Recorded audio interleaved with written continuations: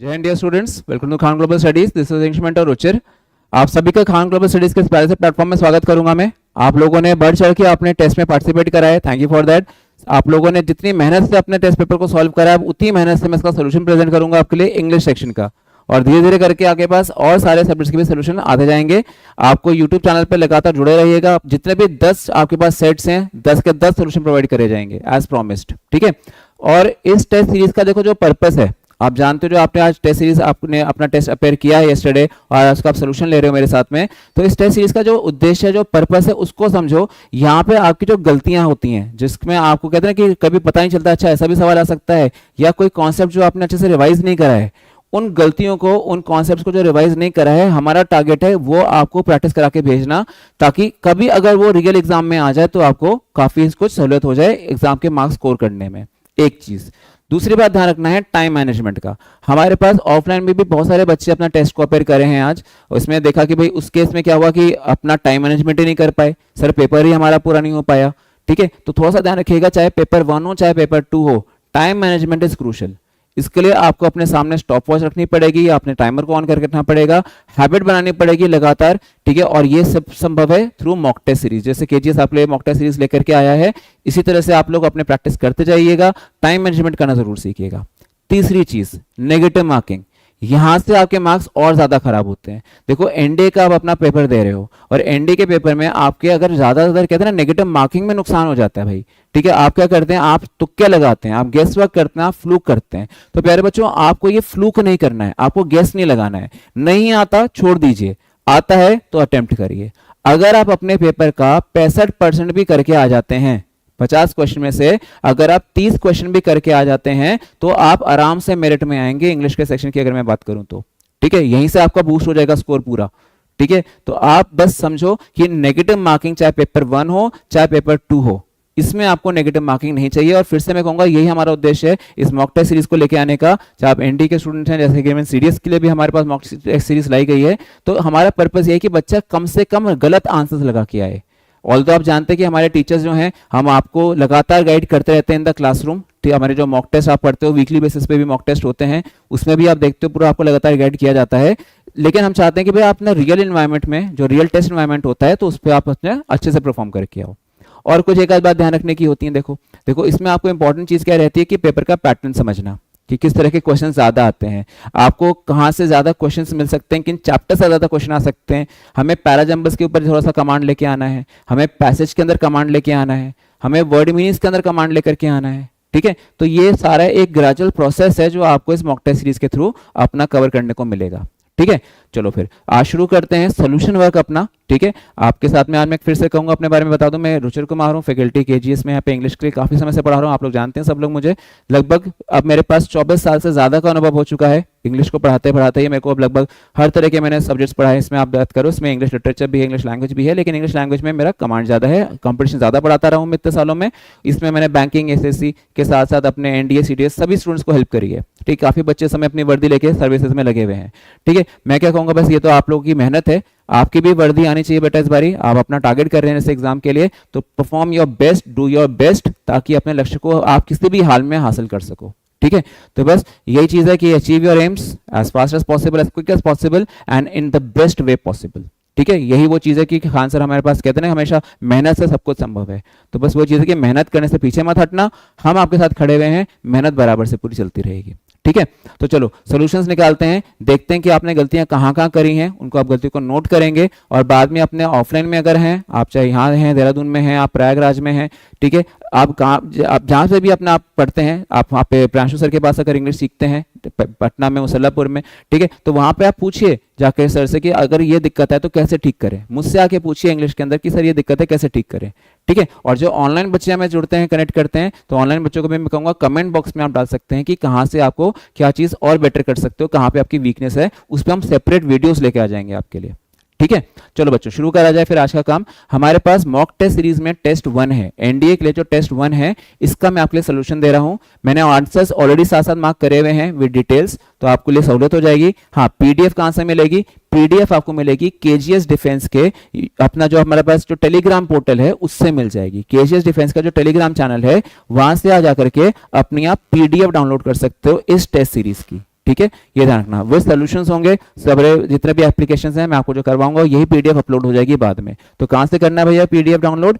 तो पीडीएफ के लिए आप जाओगे केजीएस डिफेंस पे, ठीक है, और केजीएस डिफेंस के टेलीग्राम चैनल पे सब्सक्राइब करने के बाद में आप इस चीज को वहां से डाउनलोड कर सकते हो, ठीक है। और जो नए बच्चे आज फर्स्ट टाइम कनेक्ट कर रहे हैं, चैनल को सब्सक्राइब करना मत भूलिएगा, भले ही आप केजीएस डिफेंस रेगुलर चैनल पे हैं या केजीएस डिफेंस देहरादून चैनल पे हैं, तो दोनों चैनल्स को सब्सक्राइब करिए, आपको कुछ ना कुछ इंपॉर्टेंट वीडियोस लगातार मिलती ही रहेंगी, ठीक है।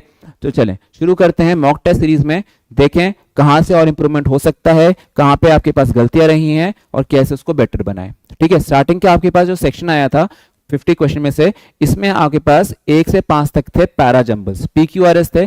आपको क्लासेस में बताए गए हैं पैरा जंबल्स करना, ऑनलाइन ऑफलाइन सभी मोड्स में आपको सिखाया गया कि पैरा जंबल्स कैसे किए जाते हैं। तो इसी के ऊपर अब थोड़ा सा डिस्कशन रहेगा हमारे पास, आंसर्स निकालते हैं, जरा देखते हैं। सीधी बात है PQRS, ठीक है, इसके बारे में। और अगर किसी को इसका तरीका नहीं आता है तो मैं आपको सजेस्ट करूंगा कि आप मेरे साथ में ही अगर आप कनेक्ट करते हैं केजीएस डिफेंस देहरादून के पोर्टल पे, ठीक है, केजीएस डिफेंस जो देहरादून वाला पोर्टल है, इस पर आकर के आप मेरे साथ में एक सीरीज चल रही है मेरे पास वोकैब मंत्रा, ठीक है। इस सीरीज में ये वाईटी पे लाइव होती है,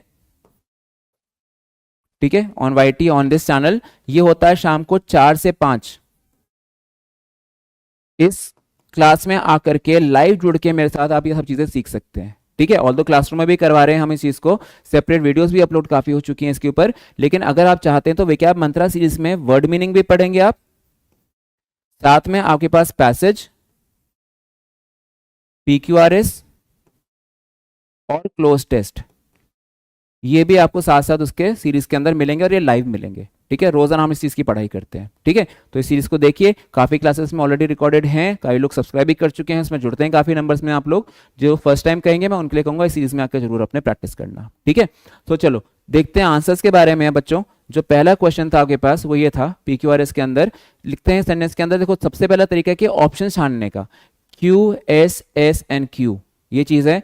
मतलब जो मेरे पास कितने सेंटेंस है, देखो यहाँ पे ये टाइप 2 वाला क्वेश्चन है, इसमें S1 S6 नहीं है, इसमें S1 S6 नहीं है। तो मतलब क्या बनता है, यहाँ पे आपको फर्स्ट, सेकंड, थर्ड और फोर्थ इन्हीं में से अरेंज करना है। मैंने तरीका आपको पहले भी बताया हुआ है, आज फिर से बोलूंगा कि आपको क्या ध्यान रखना है, सब्जेक्ट, वर्ब और ऑब्जेक्ट का सीक्वेंस ध्यान रखना है। आपको फॉलो करना है एक चीज और, जिसमें बताया जाता है कि फ्रेजल वर्ब्स, ठीक है, या फ्रेजल प्रेपोजिशन,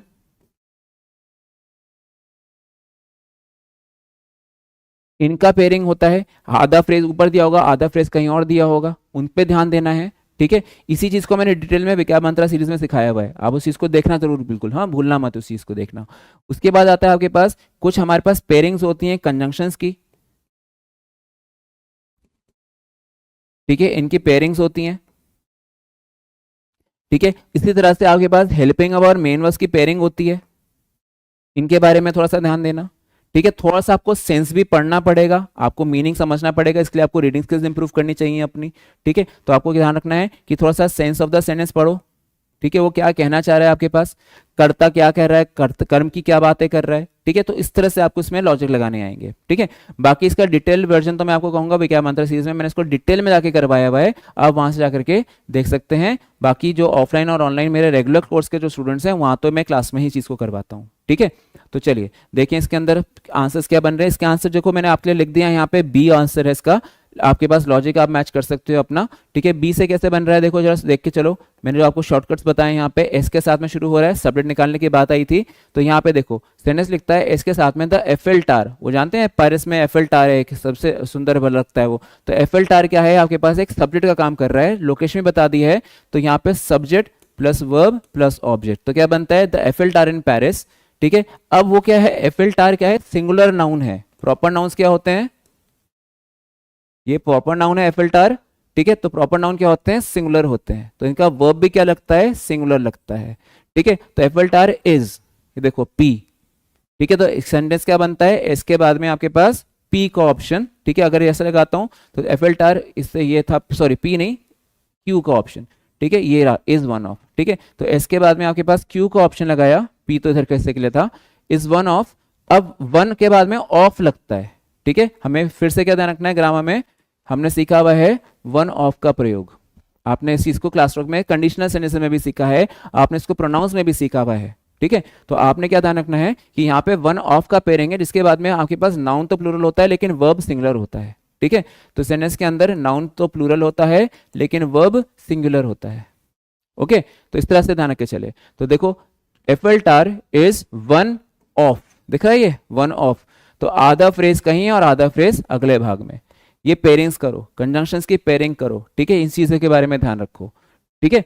तो इस तरह से आपने लगाना है आंसर इसका एस क्यू के साथ में, और एस क्यू के साथ में कंफर्म हो चुका है, इसका आंसर बी लगेगा, ठीक है। करेक्ट सेंटेंस भी मैंने आपके लिए लिख दिया है, the Eiffel tower in Paris is one of the most visited, ठीक है, places by tourist every year, ठीक है। एडवर्ब ऑफ टाइम पे खत्म होता है सेंटेंस, तो ये एडवर्ब ऑफ टाइम पे अंत हो रहा है, ये एडवर्ब ऑफ टाइम है, ये लास्ट में लग रहा है, देखिए आपके पास, ठीक है। इसको आप ग्रामर से भी हल कर सकते थे, इसको थोड़ा सा सेंस लगा के हल करना है, दोनों को मिक्सचर लगा के चलना है। तो ये तरीका है सॉल्व करने का। आपका पहला मॉक टेस्ट है, ये ध्यान रखिएगा। ऐसे करके भी 9 मॉक टेस्ट और बाकी हैं, ठीक है। तो उन 9 मॉक टेस्ट में अगर पी क्यू आर आएगा तो हर बच्चा इसमें फुल मार्क्स गेन करेगा। ये वो हिस्सा होता है जो कभी गलत नहीं होना चाहिए, बहुत ईजी होता है, अगर प्रैक्टिस करोगे तो सब समझ आ जाएगा, ठीक है। तो चलो अगले हिस्से को देखें। ये आपके पास पहला क्वेश्चन था 50 में से। आई होप इसका आंसर आप लोगों ने ठीक लगाया हो, और अगर आपने बाय चांस गलती कर दी है तो there is always a next time, अगले पेपर में और बेहतर करके जाइएगा, ठीक है। आपके पास अभी भी एक हफ्ता है, बीच में आपके पास अभी 6 डेज हैं अगले पेपर के लिए, तो ध्यान रखिएगा उस चीज़ का, ठीक है। अगले पेपर में एटलीस्ट ये सेक्शन बढ़िया से करके आएंगे, और कोई दिक्कत हो कमेंट बॉक्स में डालिएगा, मैं उसमें हेल्प करूंगा आपको, ठीक है। तो चलिए अगला ऐसा देखें बच्चों। अगला ऐसा आपके पास भाई फिर से आता है, यहाँ पे S1 S6 तो नहीं दिया है, फिर से टाइप 1 वाला ही क्वेश्चन है।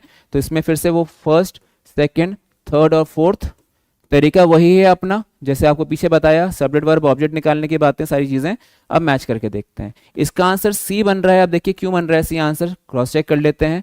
सबसे पहली बात देखो, पी क्यू और पी, एस, ठीक है, और आर, ये पहले नंबर के सेंटेंस नहीं हो सकते हैं क्योंकि इनका तो ऑप्शन ही नहीं दिया हुआ। तो सबसे पहली बात, जो एस है आपके पास और जो आर है, इन पे हल्का सा क्रॉस लगा दो, क्योंकि फर्स्ट सेंटेंस इनसे तो स्टार्ट हो नहीं सकता। होगा तो वो किससे, या तो वो होगा क्यू से या वो होगा पी से। अब देखो सब्जेक्ट कहां दिया गया है, ठीक है। क्यू के साथ में लिखते हैं ये द आर्टिक, ठीक है, ओशियन सब्जेक्ट में आता है, प्रॉपर नाउन है ये। The Arctic ocean changing environment has also raised, एक ये दिया। फिर आता है आपके पास लिखा हुआ ऑप्शन के अंदर एक पी लिख के दे रहा है बंदा, ये कहता है the loss of ice not only threatens. तो लॉस ऑफ आइस तो ये बीच का हिस्सा आया, वाइल्ड लाइफ एंड इंडिजीनियस, ठीक है। ये किसकी बातें हो रही हैं तो बताया नहीं उन्होंने, सब्जेक्ट से शुरू करना चाहिए था। तो ये बात श्योर है, ये क्यू से स्टार्ट होना चाहिए था, ठीक है। अब क्यू के साथ में इसको पी तो हटा दो पहले, ठीक है। ऑल्दो मैंने आंसर नीचे लिख दिए हैं, लेकिन फिर भी मैं आपको तरीका करके बता रहा हूं पूरा, ठीक है।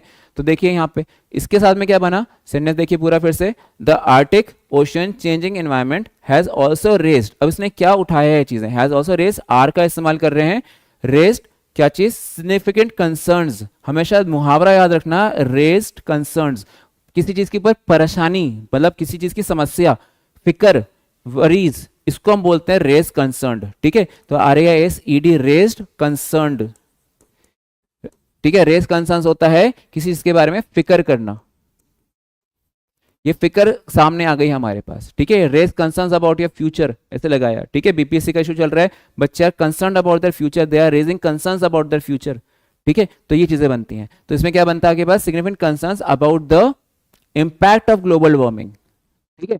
फिर लगेगा पी, ग्लोबल वार्मिंग की वजह से क्या हुआ है, ग्लोबल वार्मिंग की वजह से हुआ है the loss of ice may not, ठीक है, not only threatens the local wild life and indigenous, indigenous होता है उसी जगह के रहने वाले लोग, ठीक है, लोकल्स, ठीक है। इंडिजीनियस किस चीज की, इंडिजीनियस कम्युनिटीज, ठीक है। इंडिजीनियस से क्या बनता है, कम्युनिटीज, लोग, ठीक है। But also contributes to raising sea levels worldwide. हम जानते हैं ना कि ऐसे बर्फ पिघलती रही पोलर आइस कैप्स की तो पूरी दुनिया पानी में बदल जाएगी एक तरह से, जमीन तो डूब ही जाएगी, ठीक है। तो इस चीज को ध्यान रखते हुए देखो लॉजिक लगाओगे तो पूरा आंसर बनेगा। तो एक कंफर्म हुआ, इसका आंसर क्या बने आपके पास, ऑप्शन नंबर सी। मैं फिर से कहूंगा बच्चों, मैं इसमें सीधा डायरेक्ट आंसर बोल सकता था, लेकिन मॉक टेस्ट का सोल्यूशन देने का मतलब ये नहीं कि मैं आऊँ और आंसर के दिखा दूं, ठीक है। मैं आपको हल्का फुल्का उसमें आइडिया भी दूंगा कि ये आंसर लग रहा है तो क्यों लग रहा है, ये होना चाहिए, ठीक है। चलिए भाई अगला सा देखा जाता है, आई होप इतना समझ आया हो। नेक्स्ट सवाल पे आ जाते हैं, नंबर 3 पे। नंबर 3 में देखिए फिर से आपके पास 4 सेंटेंस निकालने वाली बात है, S1 S6 नहीं है यहाँ पे, ठीक है। S1 S6 मैंने अपने जो विज्ञान मंत्रा सीरीज चल रही है उसमें मैंने सिखाए हुए हैं बच्चों को, और आगे भी प्रैक्टिस करेंगे तो वहाँ के आप आके सीख सकते हो, ठीक है। वो भी मिलते हैं आपके एनडीए पेपर में। तो इसमें आपके देखिए आपके पास फर्स्ट, सेकंड, थर्ड और फोर्थ, बात वही है, सब्जेक्ट निकालिए पहले, आपका काम सरल है।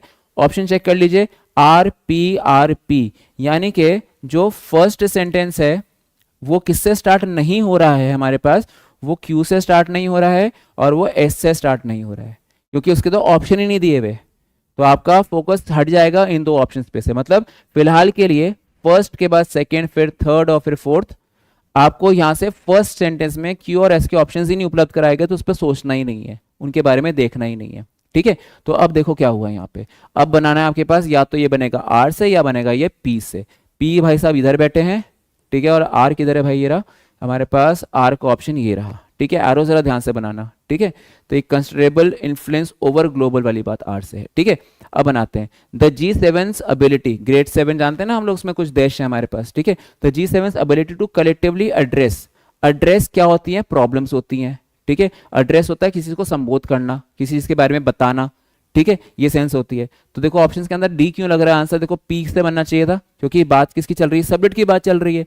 सब्जेक्ट कौन है, G7 है, ग्रेड 7 कंट्रीज हैं, द आर्टिकल से बन रहा है, तो ये आपके पास नाउन का काम कर रहा है फिर, ठीक है।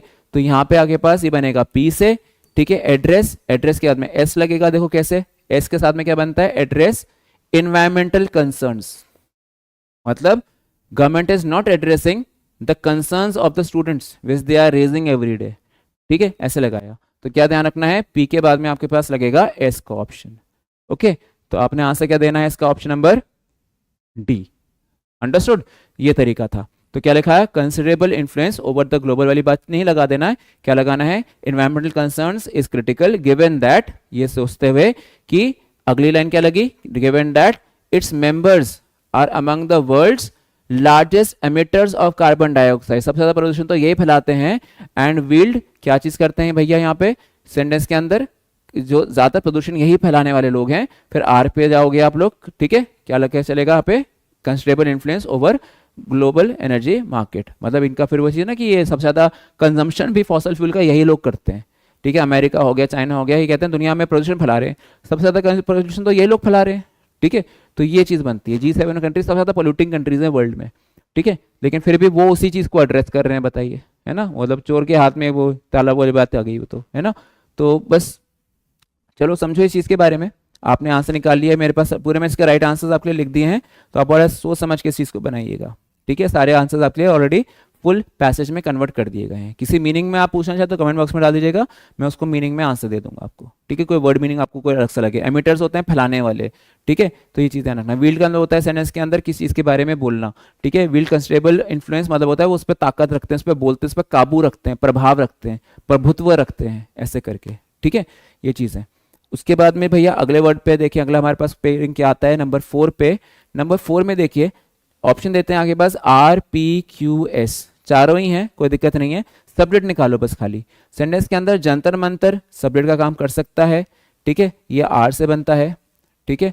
उसके बाद देखो बिल्ड बाय महाराजा जयसिंह, क्या बनाया गया था महाराजा जयसिंह 2 द्वारा, ठीक है, ये तो बताया नहीं इसने Q के अंदर, तो Q तो हटा दो पहले, ठीक है, आंसर लगा हुआ है ऑलरेडी, लेकिन फिर भी Q हटा दो, ठीक है। फिर लिखता है अगले जाकर के in the early 18th century, S नहीं चाहिए भाई, ठीक है, क्योंकि हमें बात करनी है सब्जेक्ट से शुरू करना है, तो ये बात पक्का है हमारे पास कि R से स्टार्ट करना पड़ेगा, क्योंकि सब्जेक्ट कौन है, जंतर मंतर है, ठीक है, दिल्ली में है ना ये हमारे पास, तो क्या लग के चलेगा, आपके पास R से शुरू करो, जंतर मंतर कहाँ स्थित है, in several Indian cities including Delhi and Jaipur, is के बाद देखो ध्यान से P लगाना है आपके, ठीक है, is a collection of ancient astronomical observatories, ठीक है। यहाँ पे ना देखते हैं आपने वो ऑब्जर्वेशन के लिए अलग अलग तरह के इंस्ट्रूमेंट्स रखे हैं, गैजेट्स रखे हैं, डायल्स रखे हैं, सन डायल भी वहीं से है हमारा, ठीक है। तो वहाँ पे ना पहले हमारे पास घड़ियां नहीं थी, सूरज के डायरेक्शन देखे पहर देख करके हम लोग अपना टाइम निकालते थे, तो वो चीज बनता है। तो इससे R के बाद में P का ऑप्शन है, तो इसके अंदर आंसर आपने इस वजह से A लगाया है, फुल सेंटेंस नीचे मेंशन्ड है इसका, ठीक है। चलो अगले सवाल पे देखते हैं बच्चों, नंबर 5 आपके पास, देखते हैं क्या आंसर इसका, देखते हैं। सबसे पहली बात RS, मतलब पहला, दूसरा, तीसरा और फोर्थ जो सेंटेंस है, इसमें पहला जो सेंटेंस है वो आपके पास P से या Q से नहीं हो सकता, P से या Q से इसको हम लोग नहीं बनाएंगे। तो किससे बनेगा जरा देखते हैं, या तो R से या S से। सेपरेट निकालो भाई कौन है इसके अंदर। Appointed by the president of India, responsible for, कौन है रिस्पॉन्सिबल फॉर, ये तो बता ही नहीं, तो ऑप्शन में भी नहीं है। आर की बात कर लेते हैं जरा, आर ये वाले भाई साहब हैं, ठीक है। तो अ crucial link between state and central government, ये लिंक है कौन। एस से बात कर लेते हैं एक बारी। एस लिखता है भाई ये कि आपके पास governors are constitutional heads of Indian states, ये इससे सब्जेक्ट आ गया। गवर्नर्स जो होते हैं, ठीक है, ये हमारे पास कॉन्स्टिट्यूशनल हेड होते हैं इंडियन स्टेट्स के। जैसे हर प्रांत में गवर्नर होता है, ठीक है, तो हर राज्य में गवर्नर होता है, ठीक है, तो ऐसे ध्यान रख के चलना है। तो इसके साथ में आपका ये एस से स्टार्ट होगा, ठीक है। ये हर राज्य में पाए जाते हैं, जो क्या सर्व करते हैं, वो एक लिंक की तरह से काम करते हैं सरकार और प्रदेश के बीच में, ठीक है। तो एस के साथ में आप क्या लगा के जा रहे हो यहाँ पे, पी का ऑप्शन, सर्व एज, पी का ऑप्शन जाओ यहाँ पे, ठीक है। और कौन अपॉइंट करता है, प्रेसिडेंट ऑफ इंडिया अपॉइंट करता है, ठीक है। एस पी ये लगाया, फिर आर का इस्तेमाल करो, ठीक है। आर क्यों लगाओ, बिकॉज भाई इनका काम क्या होता है, a crucial link between the states and central government, implementing laws, ठीक है, ये चीजें एज कैसे अपनी रिस्पॉन्सिबिलिटी की तरह से, ठीक है। तो इसमें आप क्या लगाओगे, एस एस पी, अपना ऑप्शन के अंदर बी लगा करके एस पी क्यू और फिर आर, इसका राइट आंसर है। और ये मैंने यहां मेंशन करा हुआ है, बी आंसर इसका राइट सेंटेंस है, ठीक है। तो बाकी सेंटेंस लिख दिया गया है, governors are constitutional head of Indian states appointed by the president of India, responsible for ensuring the implementation of laws and serving as crucial link between the states of central government, ठीक है, ये ध्यान रखना है। पूरा link आपके सामने mentioned है, ओके। तो ये थे आपके पास कुछ पी वर्ड्स का सवाल। अब आते हैं अगले सेक्शन के अंदर। इसमें देखिए हमें क्या करना है बच्चों, एक चीज और ध्यान रखना है, हमेशा ना हेडिंग को पढ़ो। तुम लोग एक जल्दीबाजी में रहते हो यार, पता नहीं क्या एक रहता है ना कि बिना हेडिंग पढ़े पेपर को करने का तरीका, यार ये तरीका बड़ा गलत है। आपको हेडिंग पढ़ना चाहिए हमेशा बच्चों, ठीक है। हमेशा हेडिंग पढ़ो, फिर देखो उसने क्या पूछा है, फिर आंसर निकालो। कई बार हुआ है, हो सकता है आप में से कुछ बच्चे प्रीवियसली पेपर भी दिए हो और ये देखा हो कि आपने साइनो मार्क करते करते ना हेडिंग चेंज होकर पता नहीं चला, हम एंटो में भी वो साइनो लगा के आ गए, या वाइस वर्सा। कई बार होता है ऐसा, हम ध्यान ही नहीं देते, हेडिंग चेंज हो गई होती है, हम उसी फ्लो में चल रहे होते हैं। तो बेटा हेडिंग लिखी इसलिए जाती है ताकि बच्चा उसको पढ़े, ठीक है। तो थोड़ा सा पढ़ के चलना पेपर में, जल्दबाजी ना करना। कल अगर इस पेपर में ऐसा किसी बच्चे से हुआ है कि उसने बिना हेडिंग पढ़े आंसर निकाल दिए, तो थोड़ा सा केयरफुल रहना, रियल पेपर में चेक नहीं कर पाओगे। यहाँ तो चेक हो जाएगा, अभी 9 टेस्ट बाकी हैं, लेकिन बाकी टेस्ट में जो रियल पेपर है वो एक ही दिन होने वाला है, और एक ही बारी पूरा अपना इतनी मेहनत है पूरे साल की खराब ना हो जाए, ठीक है। तो बड़ा ध्यान से सोच समझ के अपने पेपर को करिएगा, रीड करके करिएगा, ठीक है। चलो भाई अगला सा देखिए, इसमें क्या पूछते हैं 6 से 10 के बीच में। Each of the following sentence has words underline, read sentence carefully and find which word class, ठीक है, the underline words belongs to, ठीक है, किस क्लास को बिलोंग करता है। मतलब यहाँ पे क्या निकालना है, हमें पार्ट्स ऑफ स्पीच निकालना है शायद, ठीक है। ये सवाल किसका है, पार्ट्स ऑफ स्पीच का। इस पे आपको भर भर के लेक्चर दिए मैंने क्लासरूम में, तो आपको शायद समझ आना चाहिए, ठीक है। अब देखिए पार्ट ऑफ स्पीच में आंसर देखो उसके साथ में, the cat is quick when it chases the mouse, बिल्ली फुर्तीली होती है जब वो चूहे को पकड़ती है, ठीक है। तो ये नाउन है, संज्ञा तो ये है नहीं, क्योंकि संज्ञा कौन है, तो कैट है, ठीक है, ये तो नाउन का काम कर रहा है, ठीक है। वो क्या है, फुर्तीली है जब वो पकड़ती है चूहे को, तो आंसर बनेगा एडजेक्टिव। मतलब क्या बनेगा, ये कैट की खासियत बन जाती है, विशेषता बन जाती है, क्वालिटी बन जाती है, ठीक है, ये ध्यान रखना, ठीक है। तो क्विकली मत कर देना, वो एडवर्ब होता है, क्विकली एडवर्ब होता है, लेकिन द कैट इज क्विक मतलब वो फुर्तीली बिल्ली है, ठीक है। तो इस वजह से इसका आंसर लगेगा क्विक के साथ में डिस्क्राइब्स नाउन, बेसिकली जिसको कैट को डिस्क्राइब कर रहा है वो, और जो नाउन की एबिलिटी बता दे, हमने सीखा भाई वो एडजेक्टिव होता है, जो वर्ब की एबिलिटी बता दे वो एडवर्ब होता है, समझे, ऐसे ध्यान रखना है। तो द कैट इज क्विक, और इस वजह से क्वालिटी बताने की वजह से ये क्या बनता है, एडजेक्टिव, ओके। बाकी यहाँ पे सारे एक्सप्लेनेशन दे रखे हैं आपके लिए, ये डिटेल्स मैंने इसलिए टाइप कर दी हैं ताकि टाइम थोड़ा सा बच सके आपका, ठीक है। आप ये डिटेल को जरूर पढ़ना, बाद में ध्यान से रखना, जिसमें इन्फॉर्मेशन किस बारे में देखो दी गई है, अबाउट नाउन के एट्रीब्यूट्स दिए हुए हैं, उसकी क्वालिटीज दिए गए हैं, जैसे साइज, शेप, कलर, ठीक है, स्पीड एटसेट्रा। तो ये सारे हमारे पास एडजेक्टिव्स के काम होते हैं, ओके। तो चलो अगला सवाल देखिए हमारे पास क्या आता है बच्चों। अगला सवाल हमारे पास आ रहा है, ये रहा नंबर 7, एंड के बारे में बात कर रहा है। तो सबसे इजी है, एंड का मतलब होता है कंजंक्शन, दो हिस्सों को जोड़ दे उसको हम क्या बोलते हैं सेंटेंस के अंदर, कंजंक्शन। इसमें एक कॉमा एक्स्ट्रा लग गया है, इसको हटा देते हैं, ठीक है, ये टाइपिंग में गलती हुई है। तो जब कॉमा लगे तो कंजंक्शन का काम नहीं है, ठीक है, एक ही चीज आती है, ठीक है। तो अब ध्यान रखना आपके पास सेंटेंस के अंदर, they went to the market, ये क्लॉज 1 है, यहाँ पे एक्शन पूरा हो चुका जाने का। फिर उसके बाद वापस भी आए, देन रिटर्न होम। ठीक है, तो वो पूछ रहे हैं आपसे फिर वो वापस आए, दो क्लॉज को जोड़ा उन्होंने। ठीक है, तो इसको जोड़ने के लिए कौन फेविकोल चाहिए भैया, बीच में कंजंक्शन चाहिए। तो इस वजह से यहाँ पे आपके पास क्या बनता है, ये ऑप्शन नंबर बी। ठीक है, and is use as a conjunction, ठीक है, between two clauses, they went to the market and then they returned home. ठीक है, तो ये चीज है ना, कॉमन सब्जेक्ट लिया, तो इस वजह से जब कॉमन सब्जेक्ट लेते हैं तो उसके साथ में अगला क्लॉज पहले क्लॉज के ही ऊपर सबऑर्डिनेट करता है, डिपेंड करता है। ठीक है, आपने सीखे मुझसे क्लासरूम में कोलेटिंग, सबऑर्डिनेट, ये सारी चीजें आपने सीखी हुई है कंजंक्शन की कैटेगरीज के अंदर। ठीक है, तो उसी को आपने अप्लाई करना है। ओके, चलिए फिर अगला सवाल देखते हैं। नेक्स्ट हमारे पास क्वेश्चन आता है नंबर 8 के अंदर, हियरिंग। यार ये क्वेश्चन बहुत आता है बेटा, जिरंट्स का क्वेश्चन है बच्चों, ये बहुत आता है हमारे सवाल में। ठीक है, हमारे पेपर में ना एनडीए हो चाहे सीडीएस हो, ये सवाल उसको डालना ही डालना है, और इसमें खतरनाक गलतियां होती हैं बच्चों की। ठीक है, अब देखो जिरंट से लोग सीधा सोच लेते हैं कि सर यहाँ पे तो आपके पास कहते हैं the loud noise, hearing the loud noise the dog started barking. अब बच्चा सोच रहा है सर ये तो आईएनजी फॉर्म से लग रहा है, सब्जेक्ट से पहले लग रहा है, तो जिरंट हो गया। रुक जाओ, देखो इसने और क्या बोला हुआ है। ठीक है, हियरिंग यहाँ पे क्या है, एक प्रेजेंट पार्टिसिपल का काम कर रहा है बाय एडिंग आईएनजी। क्यों? बिकॉज यहाँ पे अगर ये नाउन का काम करता तो ये लाउड क्या चीज है, लाउड नॉइज, ये भी तो नाउन है। तो अगर ये जिरंड होता तो जिरंड भी तो नाउन ही होता है, तो दो नाउन कैसे आ जाएंगे एक साथ, खुद सोच के देखो। अगर हियरिंग नाउन होता तो दूसरा ये नॉइज कैसे आ गया साथ में, वो तो पूरा एक ही सेंटेंस का हिस्सा है ना, तो एक ही हिस्सा बना रहा है। तो यहाँ पे ये दो नाउन तो फिर नहीं लगेंगे एक साथ में, तो इसलिए जिरंड नहीं है, ये किस में जाएगा, पार्टिसिपल में जाएगा। ठीक है, यहाँ पे जो फंक्शन कर रहा है किसके बारे में, वर्ब हियर के बारे में बता रहा है, ये पार्टिसिपल वर्ब के बारे में बताता है, ये ध्यान रखे चलना है। ठीक है, ये क्रिया की बातें कर रहे हैं, सुनने के बाद, मतलब आप ये मान के चलो ये आफ्टर हियरिंग का सेंस लगा रहा है। आप ऐसे लगा के चलो इसको, ये लॉजिक लगा के चलो इसमें, आपको उसमें दिक्कत नहीं आएगी। ठीक है, तो यहां ध्यान रखना कि अगर ये after hearing the loud noise, तो नॉइस सुनने के बाद, सुनने के पश्चात, तो ये पार्टिसिपल का फंक्शन प्ले करने लग जाता है। ठीक है, तो ये ध्यान रखे चलो। ठीक है, तो क्या लगाया, here its function as an adjective to describe the subject the dog. ठीक है, एक्सप्लेनिंग, ठीक है, व्हाई इट स्टार्टेड बार्किंग, कि भाई उसने क्यों भौंकना शुरू कर दिया, ये बता रहा है वो। ठीक है, तो क्वालिटी के रूप में बता रहा है। तो जब वर्ब के अंदर हम क्वालिटी बताते हैं, या तो वो एडवर्ब होता है या फिर वो क्या होता है आपके पास, पार्टिसिपल होता है। ठीक है, तो ये ध्यान रखे चलना, पार्टिसिपल फॉर्म क्या करती है, of a verb that is used as an adjective, और ठीक है, टू फॉर्म वर्ब। ठीक है, it can be present tense indicating I N G, और past tense usually ending on E D, ऐसे बना करके। ठीक है, और ये आपने पूरा मुझसे वर्ब एग्रीमेंट चैप्टर में, और इसके अलावा आर्टिकल्स में, और पार्ट ऑफ स्पीच में, 3 जगह पर 3 चैप्टर्स में मुझसे ऑफलाइन या ऑनलाइन सेशन में सीखा है। ठीक है, तो इसमें मेरे को बिल्कुल आपसे गलती नहीं चाहिए।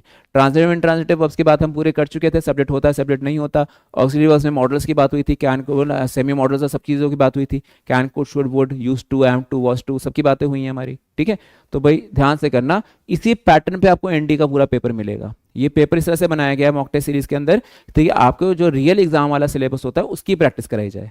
ठीक है, तो इसमें से काफ़ी सारे कॉन्सेप्ट्स हैं जो आपको पेपर में मिल जाएंगे। ठीक है, तो बहुत ध्यान से करना। ओके, चलो अगला सा देखो, अगले से को देखते हैं। The flowers in the garden are beautiful, अरे बड़े सुंदर फ्लावर हैं। ठीक है, सुंदर क्या है, सुंदरता किसी की क्वालिटी है। नाउन क्या है, फ्लावर्स हैं, और फ्लावर्स कैसे हैं, सुंदर हैं। ठीक है, कैसे हैं भाई, वो सुंदर हैं। ठीक है,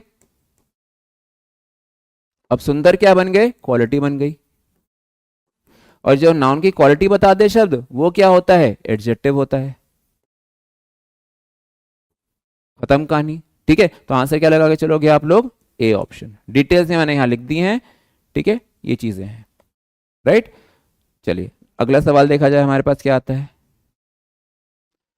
he ran very fast in the race. ठीक है, देखो सेंटेंस मैंने बोला सर ही इज गुड। ठीक है, मैंने बोला ही इज वेरी गुड, यहां पे एडजेक्टिव था, यहां पे गुड है, लेकिन बता भी दिया कितना, डिग्री के रूप में, बहुत अच्छा है सर। ही के बारे में वेरी गुड, मतलब गुड के साथ में डिग्री बताने वाला है एडवर्ब, और उसके साथ में है एडजेक्टिव। समझे, तो ये ध्यान रखना है, सी आंसर लगेगा, ये एडवर्ब है। ये वेरी का काम क्या है, एडवर्ब बताने का। Very modifies adverb fast. ठीक है, एंड बाय इंटेंसिफाइंग ठीक है, डिग्री वाली बात कही मैंने, वो डिग्री बता रहा है यहाँ पे, एडवर्ब ऑफ डिग्री कहते हैं, ठीक है, इस वजह से वो तेज भागा भाई। बाकी एडवर्ब की परिभाषा तो आपको पता ही है, पूरी क्लासरूम में डिस्कस करी गई है भाई ये। ओके, तो ये था आपके पास question number 10 parts of speech से संबंधित।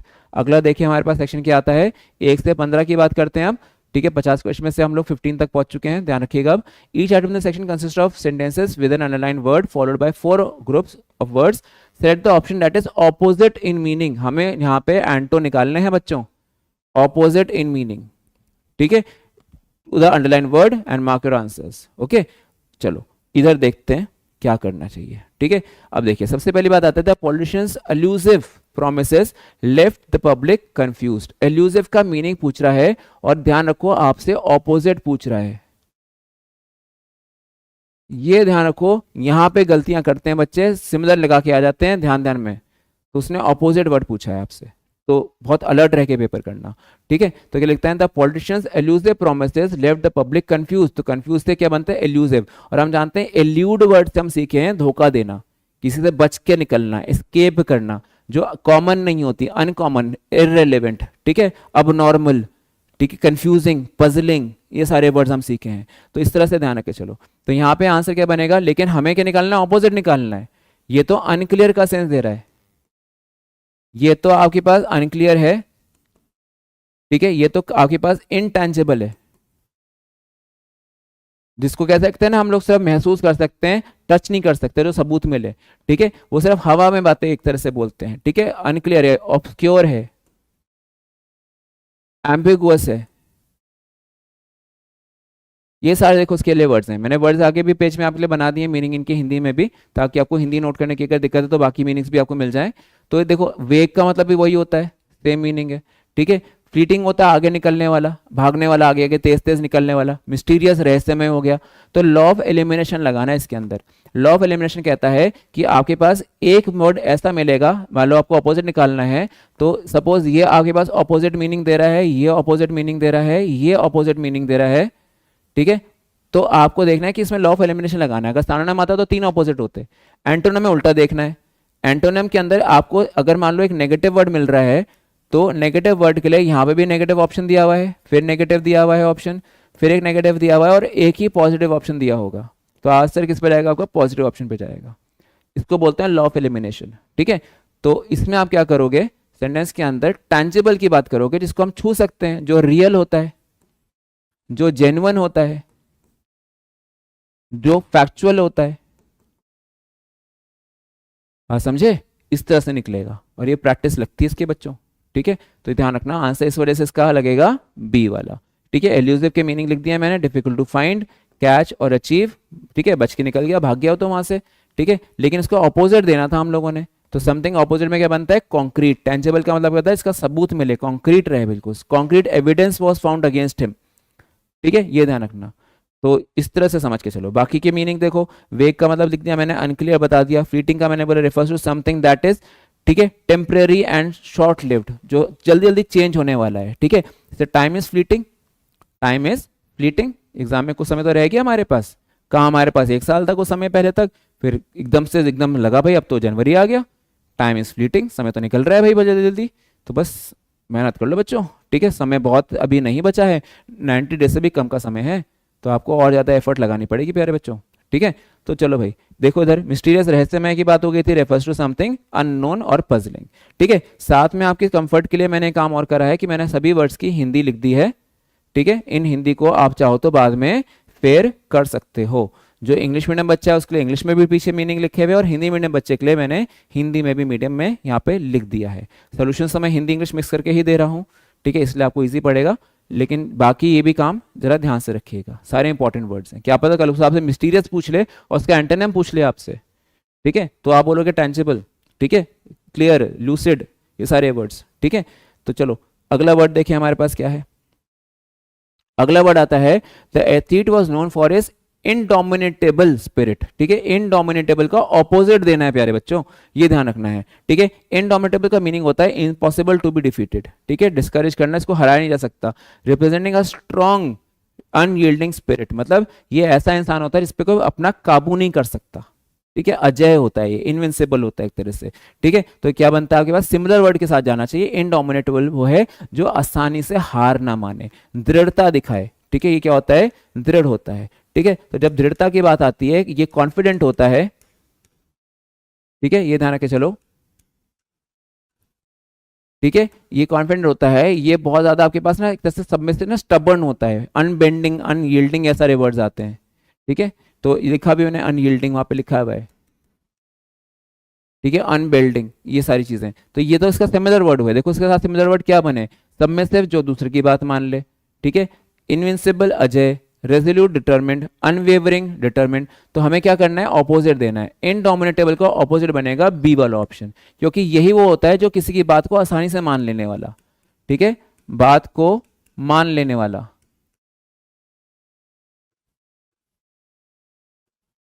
ठीक है, तो ये सेंस बनता है, जो आसानी से आपकी बात मान ले, वो सबमिसिव होता है। जैसे कि हमारे घर में मेरे मम्मी होती हैं, खासकर माता जी जो होती हैं, आप जो कहते हो बात मान लेती हैं। ठीक है, तो ये चीज़ें, पिताजी की तरफ से डंडा उड़ता हुआ आता है, चप्पल उड़ती आती है, लेकिन मम्मी जी बड़े प्यार से कहती हैं हाँ बेटा कर ले, बात मान लेते हैं। ठीक है, तो क्या बनता है, वो सबमिसिव सेंस है। या फिर दूसरा सबमिसिव होता है किसी के आगे हार मान जाना, गिव अप कर देना, सरेंडर मान लेना, इस चीज़ को इस तरह से भी याद रख सकते हो आप। ठीक है, तो अगर मान लो कोई हार नहीं मानता, तो उसको अपोजिट क्या, जो हार मान जाए, सबमिसिव होता है भाई इंसान वो। ठीक है, सबमिशन सीखा होगा आपने, रेसलिंग में देखते हैं सबमिशन मूव होते हैं लोगों के। ठीक है, तो ये चीज बनती है, इसलिए इसका आंसर क्या बनता है, बी। रेजोल्यूट के अंदर दृढ़ता होता है, सारे मीनिंग अभी हैं अगले पेज पे लिखे हुए हैं मैंने, इंग्लिश मीडियम के लिए यहाँ पे हैं, अगले पेज पे हिंदी मीडियम के लिए है। तो आंसर आपने 12 का लगाया हुआ है बी। हिंदी मीनिंग ये रहे, इनविंसिबल जिसको पराजय करना मुश्किल हो, रेजोल्यूट जो डिटरमेंट होता है ना, ऐसा व्यक्ति जो बिल्कुल हटी हो, निश्चय कर ले और उसका निश्चय अटूट होता है। ठीक है, अनवेवरिंग होता है ऐसा व्यक्ति, ठीक है, जो बेसिकली अपने रुख में अड़ा रहता है और स्थिर रहता है। ठीक है, सारे सारे सिमिलर हैं किसके ना, अनयील्डिंग ना, मतलब इनडोमिनेटेबल के सारे सिमिलर मीनिंग्स हैं, लेकिन हमें निकालना था ऑपोजिट। ध्यान रखना, ये ऑपोजिट में दुर्घटना घटती है बहुत ज्यादा। ठीक है, तो केयरफुल रहना बच्चों। अगले पे आइए, 13 पे देखते हैं प्यूनेटिव। प्यूनेटिव इससे वर्ड्स आ जाता है आपके पास, प्यूनेटिव मेजर्स होता है taken by the government sparked outrage. पहली बात तो आउटरेज का मीनिंग समझ लो, आउटरेज होता है क्रोध, आक्रोश। ठीक है, ये होता है आक्रोश, एंगर, ये सेंस बनता है। स्पार्क होता है चिंगारी देना उसको। ठीक है, उसने उसको चिंगारी, चिंगारी ना वो थी हमारे पास जो 1857 का रिवोल्ट बन गई, उससे हमारी जो भारत की आज़ादी का स्ट्रगल शुरू हो गया। ठीक है, तो वो चीज़ थी। तो क्या बनता है, प्यूनिटिव मेजर। प्यूनिटिव का मीनिंग क्या होता है, प्यूनिटिव का मतलब होता है पनिशमेंट, मतलब सख्त कानून। मैं कल पढ़ा रहा था विज्ञान मंत्रा सीरीज में, ड्रिकोनियन वाला सेंस, एक ड्रिकोनियन लॉज, इतनी सख्त थी कि लोगों ने विद्रोह कर दिया, ड्रिकोनियन लॉज नहीं फॉलो करेंगे हम लोग। ठीक है, तो ये चीजें ध्यान रखना है। तो क्या लग के चलता है यहाँ पे, प्यूनिटिव मतलब होता है इसमें बहुत ज्यादा सजा मिलती है, रगड़ा लगता है भाई अच्छे से आर्मी में। ठीक है, डिसिप्लिनरी सिमिलर मीनिंग हुआ। रगेड होता है कठोर, सख्त, है ना, बहुत ज्यादा स्ट्रिक्टनेस के साथ में। फिर बनता है लीनियंट, इसका आंसर बनेगा दया के साथ में, दयालु। ठीक है, काइंड का सेंस बन जाता है, लिबरल का सेंस बन जाता है, ये सारे वर्ड्स आते हैं। जेनरस का सेंस आ जाता है, काइंड हार्टेड का सेंस आ जाता है। ठीक है, तो ये देखना, पीनल का मतलब भी सजा देना होता है, under the Indian penal code, है ना, दफा के तहत ऐसे लगाते हैं। तो ये चीज आप ध्यान रखना। तो साथ में आपके पास क्या आंसर बनेगा, सी वाला, ऑपोजिट के अंदर। ठीक है, बाकी मीनिंग फिर से आपके पास यहाँ पर है। डिसिप्लिनरी चीज वो है कि व्यवहारिक बेसिकली चीज है कि यहाँ पे कारकों को संदर्भ में बोलते हैं, जिसमें कहते हैं कि किसी को व्यवहार सही करने के लिए बोला जाता है। डिसिप्लिनरी एक्शंस लिए जाते हैं स्कूल में। हम लोग जब स्कूल में, याद करो केमिस्ट्री लैब में काफी सारी टेस्ट ट्यूब फोड़ी होंगी तुम लोगों ने, मैंने भी फोड़ी है ना, तो हम पे फिर बाद में डिसिप्लिनरी एक्शन हो जाता था। प्रिंसिपल कहता था कैमरे में देखो किस किस ने टेस्ट ट्यूब फोड़ी हैं, सबके पेरेंट्स को बुलाओ, डिसिप्लिनरी एक्शन लेंगे। 2 दिन का सस्पेंशन मिल गया था भाई। ठीक है, तो वो चीज बनती है। तो इसके अंदर क्या बन गया, डिसिप्लिनरी का सेंस। रगेड का अंदर आप रगेड जीन्स पहनते हो भाई, फटी होती हैं, नई जीन्स लाके काट के जैसे काट रहे होते हैं बैठे हुए हम लोग, है ना, तो क्या बनते हैं, रगेड बनाते हैं। लेकिन रगेड का अंदर क्या होता है, खुरदरा। वो रेग मार नहीं आता, सैंड पेपर, जिसमें वो घिसने का काम करते हैं, लकड़ी वगैरह को हमारे जो आते हैं घर पे बनाने सामान, है ना, तो रेग मार जो होता है सैंड पेपर, तो उसका सर्फेस क्या होता है, रगेड होता है। जो बाहर आपके पास रोड है, रोड भी क्या है, रगेड है, उसमें फ्रिक्शन बनेगा जब वो रगेड होगी। अगर वो स्मूथ होगी तो उसका फ्रिक्शन नहीं बनेगा, फिसल जाएगा व्हीकल उस पे से। घर का फर्श स्मूथ होता है, रगेड नहीं होता। वहाँ पे हमें सहूलत चाहिए होती है ना, आराम से चलना है, लेकिन तभी कहते हैं फिसलन भी हो जाती है कई बारी। तो ये चीज़ें ध्यान रखना है। तो इसमें ध्यान रखना है कि रगेड के अंदर यहाँ पे समथिंग जो कि कठिन, ठीक है, या फिर ऐसे चीज जो बहुत ड्यूरेबल हो, मजबूत, बिल्कुल सख्त, है ना, रगेड सरिया होता है बिल्कुल ऐसे लगा करके। तो इसके बाद अगला वर्ड था पीनल, मैंने बताया विधायकी के, बेसिकली विधायक व्यवस्था के अंदर, कानूनी व्यवस्था के अंदर सजा देने के लिए बोलते हैं हम लोग पीनल का केस, ठीक है, दंड दिया जाता है इसके अंदर, तो वो कोर्ट वगैरह में काम आता है। उसके बाद देखिए अगला, अगला निकलता है फोर्थ नाइट, ये बड़ा अच्छा वर्ड है, ठीक है, हर फोर्थ नाइट या हर फोर्थ राइट, सॉरी, हर fourth right response shock the entire audience. Fourth right क्या मतलब क्या होता है, तुरंत, ठीक है, मीन्स डायरेक्ट, सीधा, मतलब लिया बाण और निशाने पर सीधा, ठीक है, जब चीज सीधी बात की जाती है, टू द पॉइंट बात की जाती है, मुद्दे की बात की जाती है, ठीक है। आप देखो मेरे साथ में क्या होता है कि मेरे साथ में वो शेरो शायरी नहीं होती भाई, मुझे नहीं आती वो करने का, मैं आता हूँ पढ़ाता हूँ, मैं चला जाता हूँ, वो वाला काम है, ठीक है। तो कुछ को अच्छा लगता है, कुछ को लगता है एंटरटेनमेंट नहीं कर रहे सर हमारा, भाई यूट्यूब प्लेटफॉर्म एंटरटेनमेंट के लिए थोड़ा होता है, खासकर स्टडी वाले प्लेटफॉर्म एंटरटेनमेंट के लिए थोड़ा होते हैं, पढ़ने के लिए होते हैं, ठीक है। सारा दिमाग में पढ़ने पे लगा हुआ, मैं तुम्हें मोटिवेशन के नाम पे गजलें गा रहा हूँ, यहाँ पे शेरो शायरी कर रहा हूँ, अपने बाल खींच रहा हूँ, महाकाल कर रहा हूँ, तो यार महाकाल सबके दिल में है यार हमारे, ठीक है। तो वो चीज़ वो है, तो पॉइंट क्या बनता है, उस तरह से नहीं, हमें यहाँ पे रहना पड़ता है भाई, फोर्थ राइट, सीधा सा टू द पॉइंट का कमेंट डालो भाई, बच्चे का टाइम बचाना है, बच्चे का टाइम नहीं वेस्ट होना चाहिए, ठीक है। तो क्या बनता है, direct and to the point, straightforward, मुद्दे की बात करना, ऑनेस्ट एक्सप्रेशन देना, ठीक है। बच्चा कहता है सर मैं एग्जाम के लिए तैयारी नहीं करके आया हूँ सर, मैंने कुछ नहीं पढ़ा हुआ है, मेरा सिलेक्शन हो जाएगा, मैं कहा नहीं होगा यार, समझे मैंने क्या बोला, नहीं होगा, तुम पढ़ के नहीं आए, मैं क्यों उसको झूठ बोलूँ, हाँ बेटा हो जाएगा हो जाएगा, नहीं होगा, ठीक है। सर मैंने पूरी पढ़ाई करी है, सर मैं कमजोर हूँ, सर मैंने पढ़ाई लेकिन करी है, मैं पढ़ के गया हूँ सर, मैं अब बताओ कर लूंगा अपने रिटर्न पेपर, बेटा तुम कर लोगे, हाँ तुम कर लोगे, तुमने इतना प्रयास तो करा है ना, कर लोगे तुम, कोशिश करो और, ठीक है। तो ये चीज होती है, ये होती है फोर्थ राइट, ठीक है। तो सेंटेंस के अंदर response shocked the entire audience, मतलब लेकिन लोगों को कभी कभी सच कड़वा लग जाता है, ठीक है, सच कहते हैं ना, ट्रूथ इज बिटर, सच जो होता है कड़वा होता है, ठीक है। तो अब सेंटेंस समझो, कैंडिडेट का मतलब सेम मीनिंग हो गया फोर्थ राइट, ठीक है। उसके बाद आता है अनहिबिटेड, अनहिबिटेड का मतलब होता है जो इसको कोई रोके ना, इनहिबिट से बोलते हैं हम लोग रोकना, स्टॉप करना, ठीक है। और अनइनहिबिटेड है इसके अंदर कोई रोक ही नहीं है, मतलब खुलेआम जो मर्जी बोलना है बोलो भाई, ठीक है। तो वो भी सिमिलर वर्ड हो गया। अबव बोर्ड, अबव बोर्ड होता है जो किसी का साथ ना दे, जो किसी की ना पक्ष ना ले, ये तो कहता है निष्पक्ष होता है, ठीक है। तो जब निष्पक्ष की बात करेंगे तो कहते हैं किसी का साइड ना लेने वाला, मतलब न्यूट्रल की बात कर लो, ठीक है, अनबायस्ड की बात कर लो, निष्पक्ष की बात कर लो, तो उसके साथ में आपके पास अबव बोर्ड आता है, ठीक है। इसका आंसर क्या बनेगा, इवेसिव। इवेसिव होता है बचने से, कुछ कहने से बचने वाला, ठीक है, घुमा फिरा के बातें करने वाला, ठीक है। तो हिंदी क्या बनता है, कुछ कहने से बचने वाला, सीधा ना कहने वाला, ठीक है।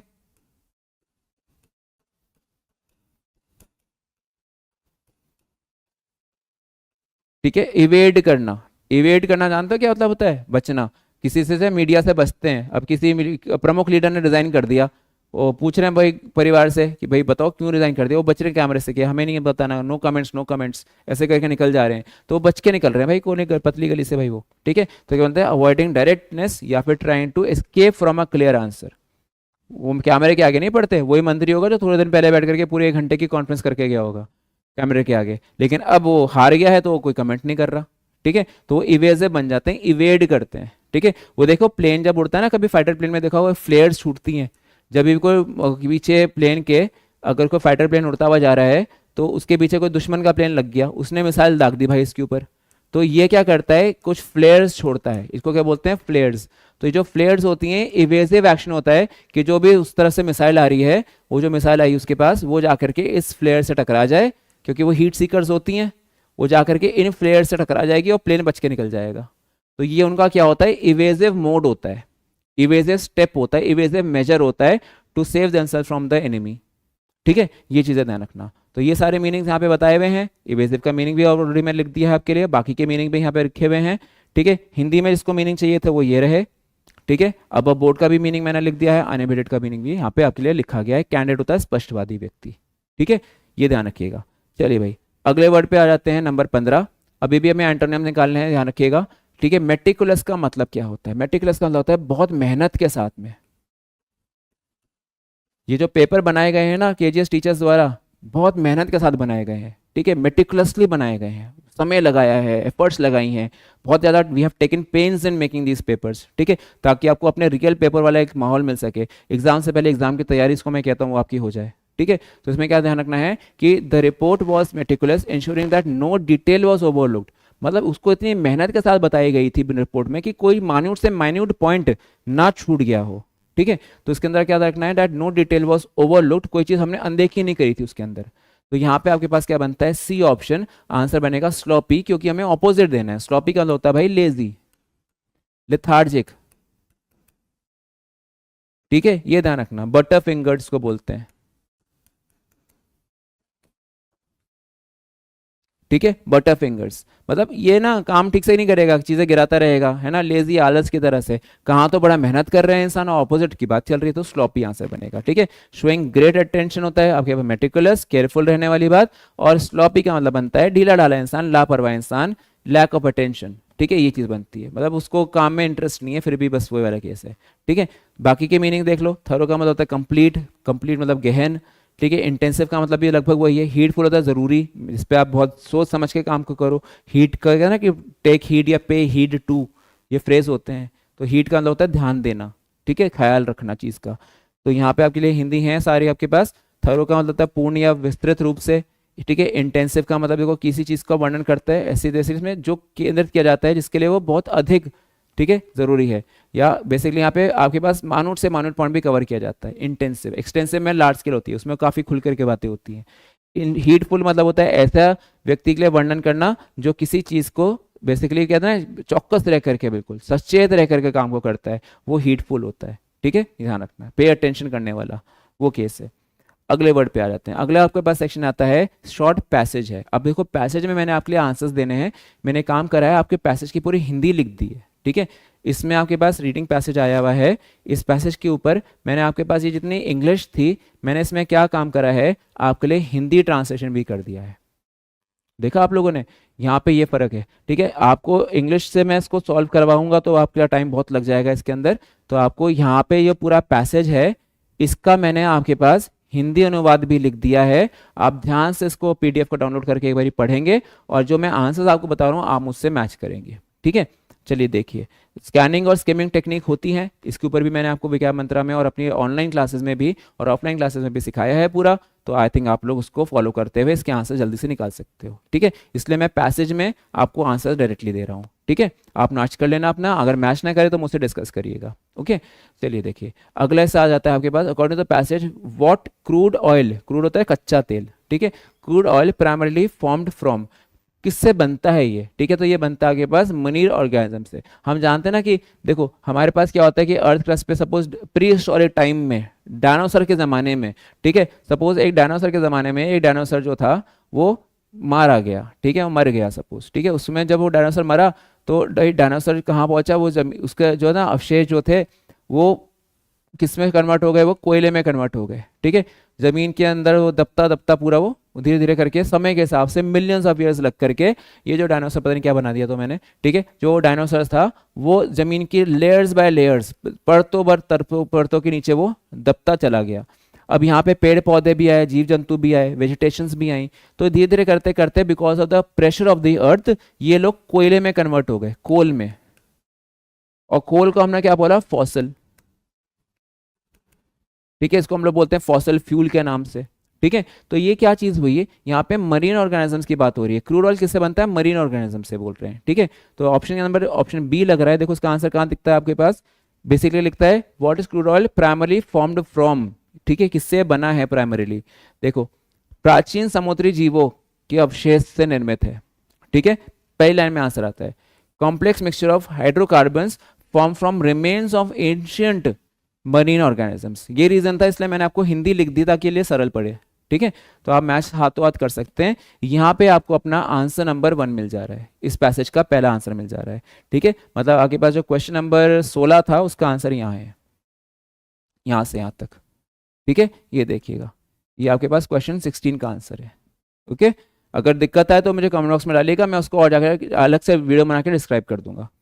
चलिए अगला देखिए, what is one of the significant challenges, क्या एक चुनौती सामना करी गई है associated with the utilization of crude oil.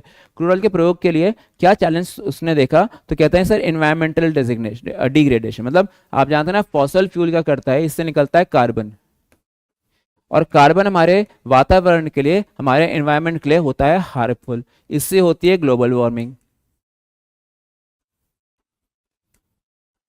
ठीक है, ये ध्यान रखना, क्योंकि इसमें से क्या निकलता है, CO2 निकलता है। ठीक है, तो अब CO2 निकलता है तो हमारे क्लाइमेट के लिए हार्मफुल होता है भाई ये। ठीक है, ऊपर जाके जम जाता है, ओजोन लेयर को खराब करता है, कहे जाते हैं जैसे CFC गैसेस होती हैं। तो ये हमारे पास इन्वायरमेंटल डिग्रेडेशन करता है।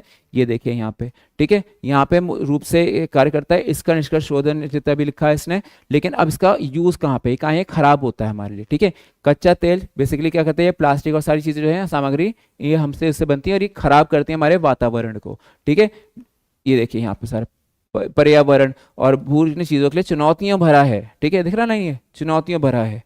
ठीक है, ये चीजें ध्यान रखिए, तेल रिसाव हो जाते हैं, उससे हमारा नेचर खराब हो जाता है। तो ये तरह तरह से चीजें बताई गई हैं यहाँ पे। ये देखिए, ये रहा, आपको NDA पेपर में हिंदी नहीं मिलेगी कभी, आप सोच रहे हो कि मेरे को हिंदी में पैसेज मिल जाएगा, ये मैंने आपकी सहूलत के लिए बना दिया है, इंग्लिश में आएगा पूरा वहाँ पे, कभी सोचो वहाँ पे पैसेज हिंदी में लिखा आ रहा हो। ठीक है, ये तो मैंने आपके इजीली बना दिया ताकि आप सॉल्व कर सको बढ़िया से मेरे साथ। ठीक है, तो ये देखिए यहाँ पे, ठीक है, वेरियस पेट्रोलियम एसेंशियल्स मैन्युफैक्चरिंग की बात करी, सिंथेटिक मटेरियल लगाते हैं ये लोग। ठीक है, और ये हार्मफुल होते हैं हमारे लिए। ठीक है, ये देखिए ecological ramifications all dependent societies के लिए। ठीक है, ये देखिए डिप्लीशन वाली बातें होती हैं।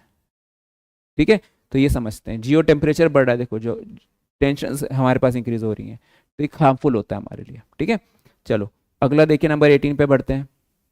The passage implies that extraction of crude oil has, passage ने क्या अर्थ निकाला है कि क्रूड ऑयल से क्या होता है।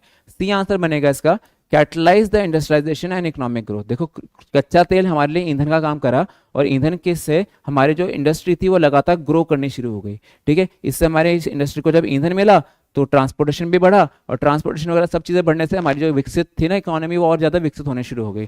ठीक है, बेसिकली इसमें क्या बनता है, ये हमारे ऊर्जा उत्पादन। ठीक है, देखो मैं बदल दिया, देखो सारी चीज़ें यहाँ लिखी हुई हैं ये। ठीक है, उसके बाद देखो ये रहा, ठीक है, हैव कैटलाइज्ड इंडस्ट्रियलाइजेशन, ये रहा लाइन एज इट इज मिल गई है, प्रोपेल इकोनॉमिक ग्रोथ। ठीक है, तो ये रहा आपके पास आंसर, क्वेश्चन नंबर किसका था ये, 18 का। 19 पे आ जाइए, क्रिटिकल जंक्शर क्या होता है। क्रिटिकल होता है जहाँ पे ना बहुत ज़्यादा कहते हैं मुश्किल, कहते हैं बहुत ज़्यादा ज़रूरी, महत्वपूर्ण। ठीक है, क्रिटिकल जिसमें सीरियस की बात करते हैं हम लोग। जंक्शर होता है चौक के कोना किनारा, एक ऐसा हिस्सा जो बहुत ज़्यादा ना कहते हैं हमारे लिए इंपॉर्टेंट होता है। ठीक है, लाइफ के क्रिटिकल जंक्शर्स होते हैं, क्रिटिकल चौराहे नहीं बोलते, ऐसे हम लोग बोलते हैं क्रिटिकल इंपॉर्टेंट। हमारे पास एक वहाँ पे ऐसा समय आ जाता है, यहाँ पे जंक्शर का मतलब बनता है बेसिकली समय के रूप में, या फिर पॉइंट के रूप में, जगह के रूप से। ठीक है, पॉइंट के साथ में एक महत्वपूर्ण पॉइंट आ जाता है हमारी लाइफ में। ठीक है, तो ये चीज़ ध्यान रखना है। इसमें क्या बोलता है, what does the phrase critical junction implied in the context of the passage. ये ध्यान रखना, जब भी वर्ड मीनिंग आते हैं तो पैसेज में उस वर्ड का क्या अर्थ दिया है उसके थ्रू निकालना चाहिए। ठीक है, तो अब देखिए यहाँ पे, ठीक है, अ ट्रिवियल मोमेंट इन टाइम, क्या ये नगण्य है, ना के बराबर है इसका रोल। ट्रिवियल होता है ना के बराबर, नेक्स्ट टू जीरो। ठीक है, ना के बराबर।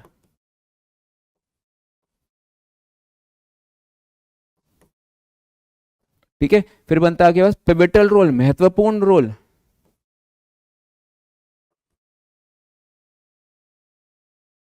ठीक है, फिर बोलता है आपके पास कि an opportunity for increased oil production. फिर बोलता है a time of economic prosperity. Prosperity होता है समृद्धि, तरक्की, प्रोग्रेस, ग्रोथ, ये सारे वर्ड्स। ठीक है, अब देखो आंसर क्या लग रहा है इसका, बी वाला। ठीक है, pivotal point requiring significant decisions, मतलब ये समय है अब हमारे पास कि हमें सीरियसली सोचना पड़ेगा कि पर्यावरण बचाना है या सिर्फ इंडस्ट्री को बढ़ाना है। ठीक है, क्योंकि नतीजतन क्या है, कच्चे तेल पर निर्भरता जो है हमारी, ये हमारे को गंभीर चुनौतियों का क्या ना समाधान अब एक दुनिया होते हुए, एक साथ होते हुए हमें निकालना पड़ेगा कि हमें अब अपने धरती को बचाना है या सिर्फ अपनी रिसोर्सेज को पूरा करना है।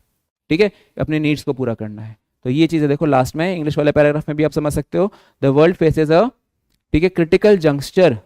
ठीक है, in decision basically sustainability energy sources while addressing the present challenges associated with the crude oil dependency, कि जैसे दुनिया निर्भर हो रही है क्रूड ऑयल पे, नॉन रिन्यूएबल सोर्सेज पे हम लोग डिपेंडेंट हो चुके हैं पूरी तरह से, तो क्या ये ऐसा होना भी चाहिए, ये सवाल उठता है। रिन्यूएबल सोर्सेज ना, अब तो रिन्यूएबल सोर्सेज पे जाओ, विंड पावर पे जाओ, सोलर पावर पे जाओ, इलेक्ट्रिक व्हीकल्स आने शुरू हो गए हमारे पास। ठीक है, तो ये समय है कि दुनिया को अब सोचना चाहिए इस बारे में।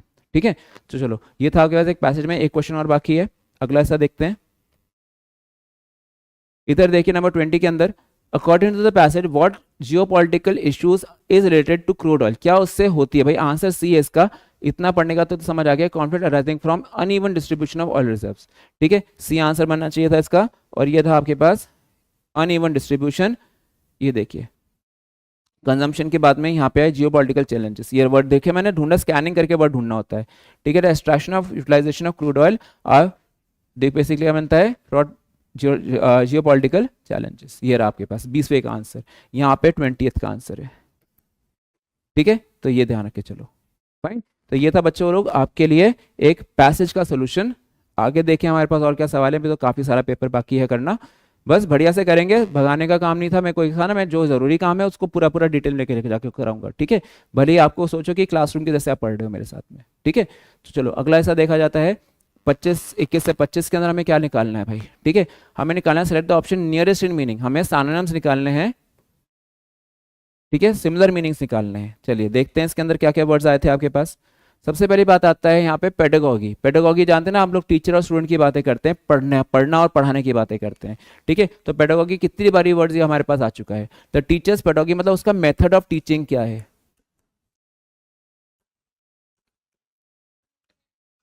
ठीक है, ये ध्यान रखना है। Method engage students in learning process, ठीक है। जैसे मेरा मेथड ऑफ टीचिंग जो है, मैं कैसे रखना चाहता हूँ भाई, चीजें बच्चों के आगे कॉन्सेप्ट की तरह से लिखूँ, रटाऊं ना, मैं चीज को कॉन्सेप्ट की तरह से प्रेजेंट करूँ आपके आगे। तो मेरी इस तरह से पढ़ाने का तरीका है। तो यहाँ पे पेडागॉगी मतलब मेथड ऑफ टीचिंग जिसको संबंधित होता है एजुकेशन से। इसमें मैंने आपको रूट भी करवाया था, पेडा का मतलब यहाँ पे एजुकेशन से वर्ड होता है,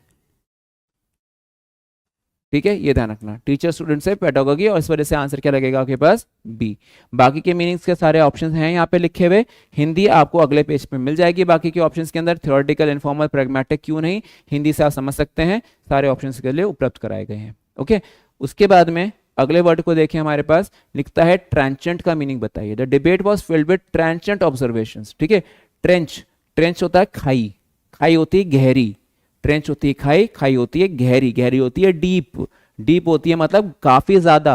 समझे कुछ हिंट, क्या मतलब बनता है, बी ऑप्शन इंसाइसिव, ठीक है। सिमिलर वर्ड निकालना है। ट्रेंचेंट मीन शार्प, क्लियर, गहराई में, जिसमें पूरी डिटेल दी गई हो भाई, ठीक है। और किसके लिए, बेसिकली काफी चीज के बारे में पता होना, जानकारी होना, ट्रेंचेंट ऑब्जर्वेशंस, ठीक है। गंभीर बहुत क्लियर ऑब्जर्वेशंस करें, बहुत डीप ऑब्जर्वेशंस करें हैं, ठीक है। तो ऐसे ध्यान रखना है। तो इंसाइसिव का मतलब भी वही होता है, काफी ज्यादा। फिलिपेंट का देखो मीनिंग बनता है आपके पास, बेसिकली ये टोन होती है, ठीक है, एटीट्यूड होता है, लैकिंग समथिंग, को कुछ पता नहीं होता, लेकिन फिर भी वो बस जिब्रिश, मतलब बोल दिया, उसने पता है नहीं लेकिन क्या बोला, लेकिन बस बोल दिया, तो वो होता है आपके पास फिलिपेंट, ठीक है। उसके बाद आता है आपके पास फिर वेग, अनक्लियर हुआ। सुपरफिशियल होता है छिछला, नदियों में नहीं देखते पानी घुटने तक का होता है, वो सुपरफिशियल वाटर होता है, छिछला होता है वो। नकली या ज्यादा गहराई ना होना, कम जानकारी होना। कुछ लोग टीचर्स होते हैं लेकिन उनको ज्यादा जानकारी नहीं होती है, पूछ लो सीधा ऑनलाइन आकर के भाई चुप हो जाते हैं वो। तो इसमें क्या पॉइंट बनता है, वो चीज बनती है आपके पास कि सुपरफिशियल नॉलेज है तो लेकिन अधूरा ज्ञान है भाई, ठीक है। तो सुपरफिशियल नॉलेज का सेंस इस तरह से याद रख लेना। तो चलो मीनिंग देखो भैया, हिंदी सारे लिखे हुए हैं, आपको हिंदी समस्या कोई भी आ जाए फौरन मुझे बता दीजिएगा, मैं इसके अलग से फिर से कहूंगा सारे वर्ड मीनिंग डाल दूंगा अपनी ऑनलाइन क्लासेस के अंदर, ठीक है, ताकि आपको मदद मिल जाए उससे। चलो अगला सवाल देखो बच्चों, अगला पूछता है यूबिक्विटस, ये वर्ड बहुत बार एनडीए में आ चुका है, सवाल बड़ा गंभीर है, इंपॉर्टेंट है ये, ठीक है। Authors ubiquitous themes resonated, resonate होता है जैसे आवाज गूंजना, एको का सर ध्यान रखना, ठीक है। रेजोनेट होता है गूंजना, कमरे में आवाज गूंजती है ना, पहाड़ों पर आवाज गूंजती है, रेजोनेट करती है। रेजोनेंस नाम पढ़ते हो आप, अरे वो पढ़ते हो ना एक्सपेरिमेंट टोंग्स वाला, ठीक है, वो जो टोंग का एक्सपेरिमेंट पढ़ते हो जिसमें आप एक उसमें फ्रीक्वेंसी पढ़ते हो ना, ऐसे टोंग होता है, उसको टंग की आवाज करते तो वेवलेंथ जनरेट होती है, फ्रीक्वेंसी जनरेट होती है, तो उसको हम लोग बोलते हैं रेजोनेशन, ठीक है। रेजोनेटेड अक्रॉस डिफरेंट कल्चर्स, दूर दूर तक आवाज गई उस बंदे की, ठीक है। तो क्या बनता है रेजोनेट का मीनिंग, परवेसिव, ठीक है। परवेसिव का मीनिंग क्या होता है, ऐसी चीज जो कहते हैं कि क्या बनता है आपके पास, ubiquitous found everywhere, pervasive means spreading something thoroughly, हर जगह पर फैलाव है उसका, हर जगह पे। जैसे जब हम कहते हैं जब पढ़ाते हैं हम लोग तो हमारी बात दूर दूर तक जाती है ना। जैसे हमारे खान सर आते हैं, जब खान सर हमसे कुछ कहते हैं तो हमारी बात, उनकी बात रेजोनेट करती है, हमारे कानों में गूंजती है उनकी बातें, क्योंकि सच्ची होती हैं बातें उनकी, ठीक है। सरकार भी सोचने में मजबूर हो जाती है यार ये कह रहे हैं तो सही तो कह रहे हैं, ठीक है। तो ये चीज बनती है, तो वो रेजोनेशन वाली बात आती है, ठीक है। तो ये चीज ध्यान रखना था। उसके साथ में आता है कि यहाँ पे बेसिकली यहाँ पे वाइडली ऐसे एक चीज होती है जो लोग सबको समझ भी आए, उसको वो अग्री भी करें, ठीक है। बाकी की मीनिंग देखिए, रेयर जो बहुत कम पाया जाता हो, लोकल मतलब आप अपने आसपास के इलाके के लोग। स्पोरेडिक होता है इधर बारिश हो रही उधर बारिश नहीं हो रही, जगह जगह पे कुछ कुछ जगह पर छुटपुट जिसको हम लोग बोलते हैं, ठीक है। एक एरिया में बारिश हो रही है, अगले एरिया में सूरज खुला हुआ है, ठीक है, दूसरे एरिया में फिर से बारिश पड़ रही है, तो उसको बोलते हैं स्पोरेडिक रेनफॉल, ठीक है। मतलब refers to something occurring at irregular intervals, थोड़ी देर के लिए बारिश हुई फिर रुक गई, फिर बारिश हुई फिर रुक गई, इसको स्पोरेडिक बोलते हैं, ठीक है। तो ये चीज ध्यान रखते हुए सारे हिंदी फिर से यहाँ पे लिखे गए हैं। रेयर होता है जो बहुत कम पाया जाता है, दुर्लभ चीजें होती हैं। लोकलाइज मतलब विशेष क्षेत्र के लिए किसी खास जगह के लिए ही होता है। जैसे हम लोग देखते हैं जो हमारे सोल्जर सियाचिन पे बैठे होते हैं, उनको लोग एक स्पेशल कपड़े दिए जाते हैं, है ना, उनके स्पेशल क्लोथ्स होते हैं, तो वो लोकलाइज्ड कर दिए जाते हैं एरिया के हिसाब से, ठीक है। उसी तरह से स्पोरेडिक के मैंने बताया अनियमित अंतराल से होने वाली चीजें, ठीक है। तो ये सारे मीनिंग्स आपको नोट करने हैं बाद में। पीडीएफ आपके पास पहुंचेगी, प्लीज नोट जरूर करिएगा, क्या पता है इनमें से कितने वर्ड्स आपको पेपर में मिल जाए, ठीक है। चलिए अगले पे आ जाते हैं, मेटामॉर्फोसिस, ठीक है। मेटामॉर्फोसिस हम पढ़ते हैं स्कूल में, हम लोग पढ़ते हैं लार्वा से सिल्क वॉर्म वाला पढ़ते हैं। सिल्क वॉर्म बदल जाता है तितली में, ठीक है। पहले एक वहाँ पे वो क्या होता है, तितली आके अंडे देती है पहले अपने उस पे लीफ पर, ठीक है, उस पे अंडों से निकलते हैं, सोचो अगले स्टेप में लार्वा निकलते हैं, ठीक है। ये जो लार्वा होते हैं इस पत्ते को खाते हैं, उसके बाद में ये प्यूपा स्टेज में चले जाते हैं, ठीक है।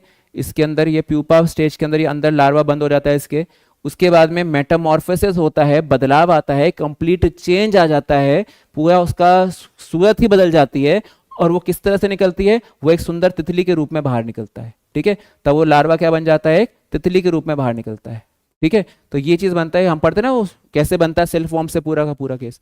फिर ये तितली जाकर के अंडे देती है, फिर वो लार्वा बनता है, फिर लार्वा जाके पत्ते खाएगा, फिर पत्ते पे वो अपना प्यूपा बनाएगा, प्यूपा में फिर जाके मेटामॉर्फोसिस होगा। तो ये सीन अपनी सीन चलती है। हम लोग जानते हैं कि हमारे देश के अंदर बदलाव आए हैं, मेटामॉर्फोसिस इन एजुकेशन, है ना, मेटामॉर्फोसिस इन आर्मी, अभी रिसेंटली लड़कियों को भी सब आप देखो एलिजिबल हो गए हैं आप लोग, ठीक है। तो ये चीज बनती है। तो यहाँ पे बनता है बदलाव, change. The book remarkably describes the protagonist hero, antagonist villain, ठीक है। मेटामॉर्फोसिस मतलब इसके अंदर आता है बदलाव, यानी कि ट्रांसफॉर्मेशन। ट्रांसफॉर्म मतलब होता है बदलना, ठीक है, कन्वर्ट, ठीक है। चलो अगला देखिए भाई, स्टैग्नेशन होता है ठहराव, रुका हुआ पानी। एग्जांपल अगर लो, झील का पानी रुका हुआ होता है, झील का पानी रुका हुआ होता है, स्टैग्नेशन। वाटर में जो लेक में वाटर होता है उसमें स्टैग्नेशन होता है। जीवन में कभी कभी ठहराव आ जाता है, लॉकडाउन का याद कर लो, स्टैग्नेशन आ गया था, ठीक है। इस तरह से बनता है इंप्रेशन।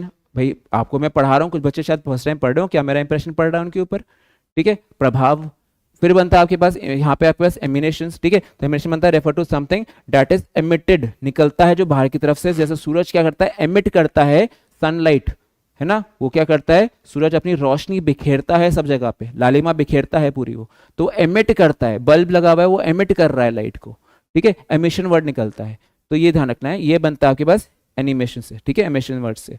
चलिए अगले वर्ड पे आ जाते हैं भाई, सारे मीनिंग्स हैं, ध्यान रखिएगा इसका, ठीक है। अगला देखते हैं आपके पास कैकोफोनी। कैकोफोनी होता है शोर शराबा, मतलब कंफ्यूजन, इतना शोर है सर कैसे पढ़ाई करें, ठीक है। तो यहाँ पे बनता है कैकोफोनी, तरह तरह की साउंड, ठीक है, तरह तरह की आवाजें जो कि आपको किसी चौक पे सुनाई दे जाएंगी, तरह तरह की आवाजें,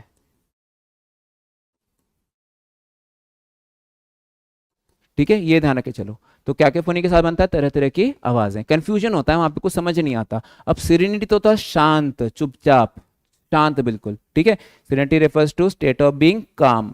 उसके बाद बनता है आपके पास टारिंग, ठीक है। सेंटेंस के साथ में बनता है टारिंग, होता है सेंटेंस के अंदर refers to something which is very tall, ऊंचा, बुर्ज खलीफा, टारिंग, ऊंचा, है ना, हाइट में, मीनिंग ही नहीं मैच कर रहा उसका। डिन का मतलब देखो क्या है आपके पास, डिन का मतलब बनेगा आपके पास कैकोफोनी, ठीक है। Cacophony refers too harsh jarring mixture of sounds. डिन का मतलब भी होता है लाउड अनप्लेजेंट साउंड, जैसे वो आपके देखो हॉन्कर्स लगाते थे ना बाइक्स में, वो जो नहीं तो वो हॉन्कर वाला हॉर्न होता है, जोर से बजता बड़ी जोर से भाई, वो होता है डिन, वो जब आ जाती है, ठीक है, उसको हम बोलते हैं हॉन्किंग साउंड्स, ठीक है। तो ये आप समझ के चलना। तो उसके साथ में आंसर क्या बनेगा आपके पास, डी वाला, ठीक है। क्वाइटिट्यूड का मतलब भी शांत होता है, सॉलिट्यूड वर्ड से याद रख लो, क्वाइटिट्यूड या सॉलिट्यूड, इसी से आप ध्यान रख के चल लो, सेम अप्रोच चलती है, ठीक है। तो आपने ये चीज समझ के रखना है कि बहुत इंपॉर्टेंट वर्ड हुआ है, एक वर्ड से कितने वर्ड्स बन गए देखो आपके, ठीक है। ट्रंक्वालिटी, पीस, ये सारे के सारे किसके साथ हैं, सॉलिट्यूड के साथ भी लग सकते हैं या क्वाइटिट्यूड के साथ भी लग सकते हैं, ठीक है। चलिए अगला सवाल देखें आपके पास, सारे मीनिंग्स फिर से मैं कहूंगा सारे लिख दिए हैं आपके, ठीक है। अगला सेक्शन देखते हैं 26 से 30 तक हमारे पास क्या है, इसमें है इडियम्स और फ्रेजेस। ये काम फटाफट से निबट जाएगा हमारा। चलिए पहले मुहावरे पे आ जाते हैं। क्रॉस द रूबिकॉन, ठीक है, क्रॉस द रूबिकॉन का मीनिंग क्या होता है? इसका आंसर बनता है to take a decisive action with no turning back, ठीक है, मतलब फैसला ले लिया है, एनडीए करना है तो फैसला ले लिया है, ठीक है, बदल नहीं सकता मैं कोई अब, ठीक है, हम पीछे नहीं हटने वाले अब, ठीक है, आज़ादी चाहिए थी तो आज़ादी चाहिए थी, हमें कोई पीछे नहीं हटा सकता था। तो इस केस में बनता है we have cross the point of no return. नाम क्या सुना हमने? Point of no return. अब वहां से लौटना संभव नहीं है, ठीक है। बर्न वंस ओर्स या फिर बोट्स, ठीक है, ये ओर्स होता है पतवार, ठीक है, पतवार, या फिर इसको बोट्स बोलते हैं नाव, ठीक है। पुराने जमाने नावक होते थे ना, जब किसी जगह पे वो बचने जाते थे तो वो कहते थे कि अपने जहाजों को आग लगा देते थे, तो burn they used to burn their boats या they used to burn their oars, ये दोनों मुहावरे हैं कि अब वापस तो लौटना नहीं, हमने यहीं बसना है, ठीक है। जैसे हमने अब तो आर्मी में जाना ही है सर, और कुछ नहीं है लक्ष्य, ठीक है, तो ये चीज़ ध्यान रखना है। तो यहाँ पे to take a decisive action, ये मीनिंग आता है। रूबिकॉन का मतलब होता है ऐसा हिस्सा जिससे हम बदल नहीं सकते, we have cross the Rubicon, ठीक है, मतलब रूबिकॉन वो पॉइंट है जहाँ से आप लौट सकते हो, लेकिन रूबिकॉन के बाद में आप लौट नहीं सकते, ये चीज़ है, ठीक है। उसके बाद आता है कि बाइट द बुलेट, है ना, बाइट द बुलेट, वो साउथ इंडिया की मूवीज नहीं थे, वो बुलेट मारी उसने दांत से पकड़ी बोली अपनी, है ना, तो वो चीज़ बनता है वो बाइट द बुलेट, चुनौती का फैसला करना, सामना करना, अच्छे से करेज दिखाना। तो आंसर क्या बनेगा आपके पास? फेस डिफिकल्ट प्रॉब्लम्स, लेकिन किसके साथ में? विद कॉन्फिडेंस, बहादुरी से। जीवन में कितना ही उतार चढ़ाव आएंगे, कितने ही राइसेस एंड फॉल्स आएंगे, गिव अप नहीं करने का बच्चा, ठीक है। क्या पता अच्छा एग्जाम जाए, सिलेक्शन इस बारी में हो जाए, क्या पता एक बारी और मेहनत करनी पड़ जाए, ठीक है, डटे रहना बच्चा, ठीक है। पॉइंट क्या है? Bite the bullet, take the challenges as they come, जैसे चुनौतियां हैं सामना करते रहो बस उनका, ठीक है। तो ये बनता आगे बस आंसर बी के अंदर, बाइट द बुलेट, ठीक है। चलो अगला देखिए, होल्ड द फोर्ट, डटे रहो भाई, हल्टा नहीं पीछे। तो आंसर क्या बनेगा? Maintain control in the difficult situation. देखो कितने बढ़िया वर्ड्स हैं आज। फोर्ट क्या होता था पुराने जमाने में? राजा का दुर्ग होता था, ठीक है। राजा कहता था कि भैया सोल्जर्स को अपने, डटे रहो सोल्जर्स, पीछे नहीं जाना, है दुश्मन तो दुश्मन को पहले अंदर घुसने का प्रयास तो करने दो, ये होता था फोर्ट, ठीक है। दुर्ग बनाते थे इस तरह से करके, ठीक है। यहाँ पे वो राजा की पूरी सेना खड़ी रहती थी, दुश्मन आता था यहाँ से इस तरह से, यहाँ पे दुश्मन को इसको पहले पार करना है, लकड़ी का दरवाजा होता था बड़ा सा, तोड़ना है, कह रहे उनको कोशिश तो करो। यहाँ पे उनके तीरंदाज खड़े होते थे, तीर मार रहे हैं यहाँ से, गोलियां चला रहे हैं ऊपर से, ठीक है। कहते हैं होल्ड द फोर्ट, है ना, पीछे नहीं हटना है। हमने टाइगर हिल के पीछे भी हेल्ड द फोर्ट, है ना, कारगिल वॉर में Indian soldiers held the fort, हम पीछे नहीं हटे थे, हमने सामना किया था। दैट मीन्स इस केस में क्या बनता है? हमने मुश्किल समय में भी अपना धीरज नहीं खोया था। We maintain our calmness, maintain our patience in difficult times, ठीक है। तो ये ध्यान रखना है, इसका आंसर इसलिए सी बनता है। बहुत इंपॉर्टेंट मुहावरे हैं। थ्रो द टाल, जब हम देखते हैं कि रेसलिंग का मैच होता था या बॉक्सिंग का मैच होता था पुराने ज़माने में, अब भाई साहब बड़ा पिट रहे हैं भाई ये, है ना, ये जो दूसरा आदमी तो बड़ा तगड़ा आदमी, लंबा चौड़ा, और इसने इसको अच्छे से पीट रखा है, धो रखा है भाई, ठीक है, पिट रहा है बुरी तरह से। अब बाहर से इसकी वाइफ खड़ी भी देख रही है बेचारे की कि भैया ये तो बहुत मार खा रहा है। इसने क्या करा? मैच को रोकने के लिए रेफरी को बोला, रेफरी ने कहा भाई मैं क्या कहूँ, वो तो गिव अप ही नहीं कर रहा। एक रूल होता है कि अगर हम लोग किसी भी चीज को रिंग में फेंक देते हैं, खासकर एक तौलिया जैसी चीज, तो जो पिट रहा होता है ना, इसका स्कोर कम होता है, उसकी बाय डिफॉल्ट हार हो जाती है, उसकी बाय डिफॉल्ट हार हो जाती है, ठीक है। मतलब दूसरी पार्टी जो जीत रही होती है उसको कहते हैं विक्ट्री मिल गई, इसने वॉक ओवर ले लिया, दूसरे वाले लोगों ने हार मान लिया। तो पहले लोग करते थे कि बॉक्सिंग वगैरह के मैचेस में एक टॉवल फेंक देते थे रिंग के अंदर, रेसलिंग वगैरह में टॉवल फेंक देते थे रिंग के अंदर, तो मतलब जब ये गिव अप नहीं करता था आसानी से, लेकिन बाकी लोग परेशान हो जाते थे कि भाई ये तो मर जाएगा, ठीक है। तो उसमें क्या था? टू थ्रो इन द टाल, ये सेंस बनता है। तो इसका आंसर क्या बनता है? तो किसी को सरेंडर करने का केस। देखो एग्जांपल से तो थोड़ा सा आइडिया दे रहा था मैं आपको। थ्रो इन द टावल का मतलब होता है सरेंडर कर देना, हार मान जाना, तो गिव अप, ठीक है। ये चीज बनती क्योंकि उसने आखिरकार सरेंडर कर दिया ना, घुटने टेक दिए, ही थ्रू हिज टाल, ऐसे लगा करके, ठीक है, या उसके अंदर उसने हार मान ली, सरेंडर कर दिया, गिव अप कर दिया, ओके। तो ये चीज बनी। अगले पे देखिए, नंबर 30 पे आ जाते हैं, रब एल्बोज। रब एल्बोज का मतलब क्या होता है? ठीक है, ठीक है, बेटा क्लास के बीच में हूँ, ठीक है। तो अभी क्या बनता है? रब एल्बोज। तो रब एल्बोज कैसे बना आपके पास? जैसे जब जगह कम होती कहीं बैठने की, ठीक है, तो कहते हैं कि थोड़ा साइड दो, थोड़ा साइड दो, थोड़ा सा डिस्टर्बेंस हुआ, कुछ बच्चे अभी मिलने आए हुए, ठीक है, तो थोड़ा सा डिस्टर्ब हुआ, चलो ध्यान रखना, ठीक है। तो क्या पॉइंट बना आपके पास? रब एल्बोज। अब क्या हुआ यहाँ पे कि जब हम बस में बैठे होते हैं, थोड़ी सी जगह देना भाई, थोड़ी जगह देना, रखने की भी, हाथ रखने की जगह नहीं है। तो हम क्या बोलते हैं यहाँ पे सेंटेंस के अंदर, रब एल्बोज का मतलब होता है, लेकिन फिर बातचीत शुरू हो जाती है, हम दोस्ती करनी शुरू कर देते हैं। टू रब एल्बोज मतलब हम आपस में भाई थोड़े बहुत मित्रता दिखाने लग जाते हैं। जब कहते हैं ना भाई थोड़ी सी जगह देना बैठने की, बीच में बैठ गए आप। अब जब बीच में बैठ गए, अच्छा जी आपका नाम क्या है, आप कहाँ से, अच्छा एसएसबी के लिए जा रहे हैं, कौन सी एसएसबी आपकी है ना, ऐसे करके। तो यहाँ पे क्या बनता है, हम सोशलाइज करते हैं, हम सामाजिक लोग हैं, हम सामाजिक चीज़ों पर विश्वास करते हैं, तो हम लोगों से मिलनसार होते हैं। तो सोशलाइज का मतलब होता है टू रब एल्बोज। ठीक है, ये चीज़ बनती है। ये मुहावरों में आया, बहुत इंपॉर्टेंट मुहावरे थे ये, बहुत प्यारे गजब के मुहावरे क्रिएट करके बनाए गए थे। ठीक है, अब देखते हैं 31 से 40 पर आपके पास क्या है। यहाँ पे आपके पास है one part of sentence followed by four alternates, complete the sentence by choosing the correct alternate. Grammar पे आधारित होगा ये थोड़ा सा, हमें एक हिस्सा दिया गया है और हमें दूसरा हिस्सा पूरा करना है। मतलब पहला पार्ट दिया गया है आपको और आपको दूसरे पार्ट को कंप्लीट करना है मैचिंग वर्ड्स के साथ में ग्रामर लगाते हुए। अब देखिए, she hardly notice the change. ठीक है, उसने मुश्किल से ही चेंज नोटिस करा। अब देखो इसमें सारे आपके पास क्या यूज हो गए, कंजंक्शन चैप्टर के यूज हो गए। यहाँ पे क्या आ गया, कंजंक्शन चैप्टर। ठीक है, अब जरा देखते चलो, कंजंक्शन में यहाँ पे आंसर ए लगेगा, बिकॉज यहाँ पे क्या चीज बनती है, use to indicate the reason for something. ठीक है, इसमें बिकॉज क्या रहा है, इंट्रोड्यूस कर रहा है किसी चीज के कारण को।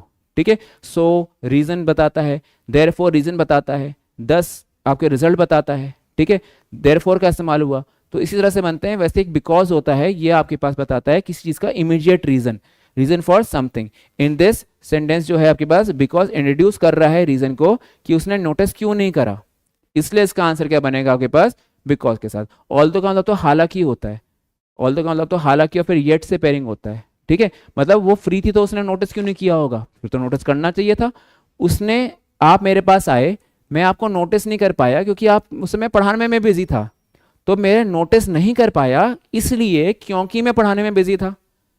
ठीक है, लेकिन अगर सोचो सर आप फ्री बैठे थे फिर भी आपने मुझे नोटिस नहीं किया, you were sitting free, you did not notice me although you were sitting free, फिर मैं ऑल्दो लगा रहा होता उसके अंदर। ठीक है, तो ये ध्यान रखे चलना, तब होता कि वो एडवर्सेटिव वाला सेंस लगा करके। तो ये सारी बातें आपने क्लासरूम में सीखी हुई हैं कि हालांकि एंड दो एंड ऑल्दो वाली बातें सारी हमने सीखी हुई हैं क्लासरूम के अंदर। तो आप ध्यान रखना इसके आंसर ए से बनाओगे। देयरफॉर क्यों नहीं, देयरफॉर तो उपरांत में रिजल्ट बताता है। ठीक है, सारे मीनिंग्स यहाँ पे मैंने अपने मेंशन कर रखे हैं, देखिए यहाँ पे।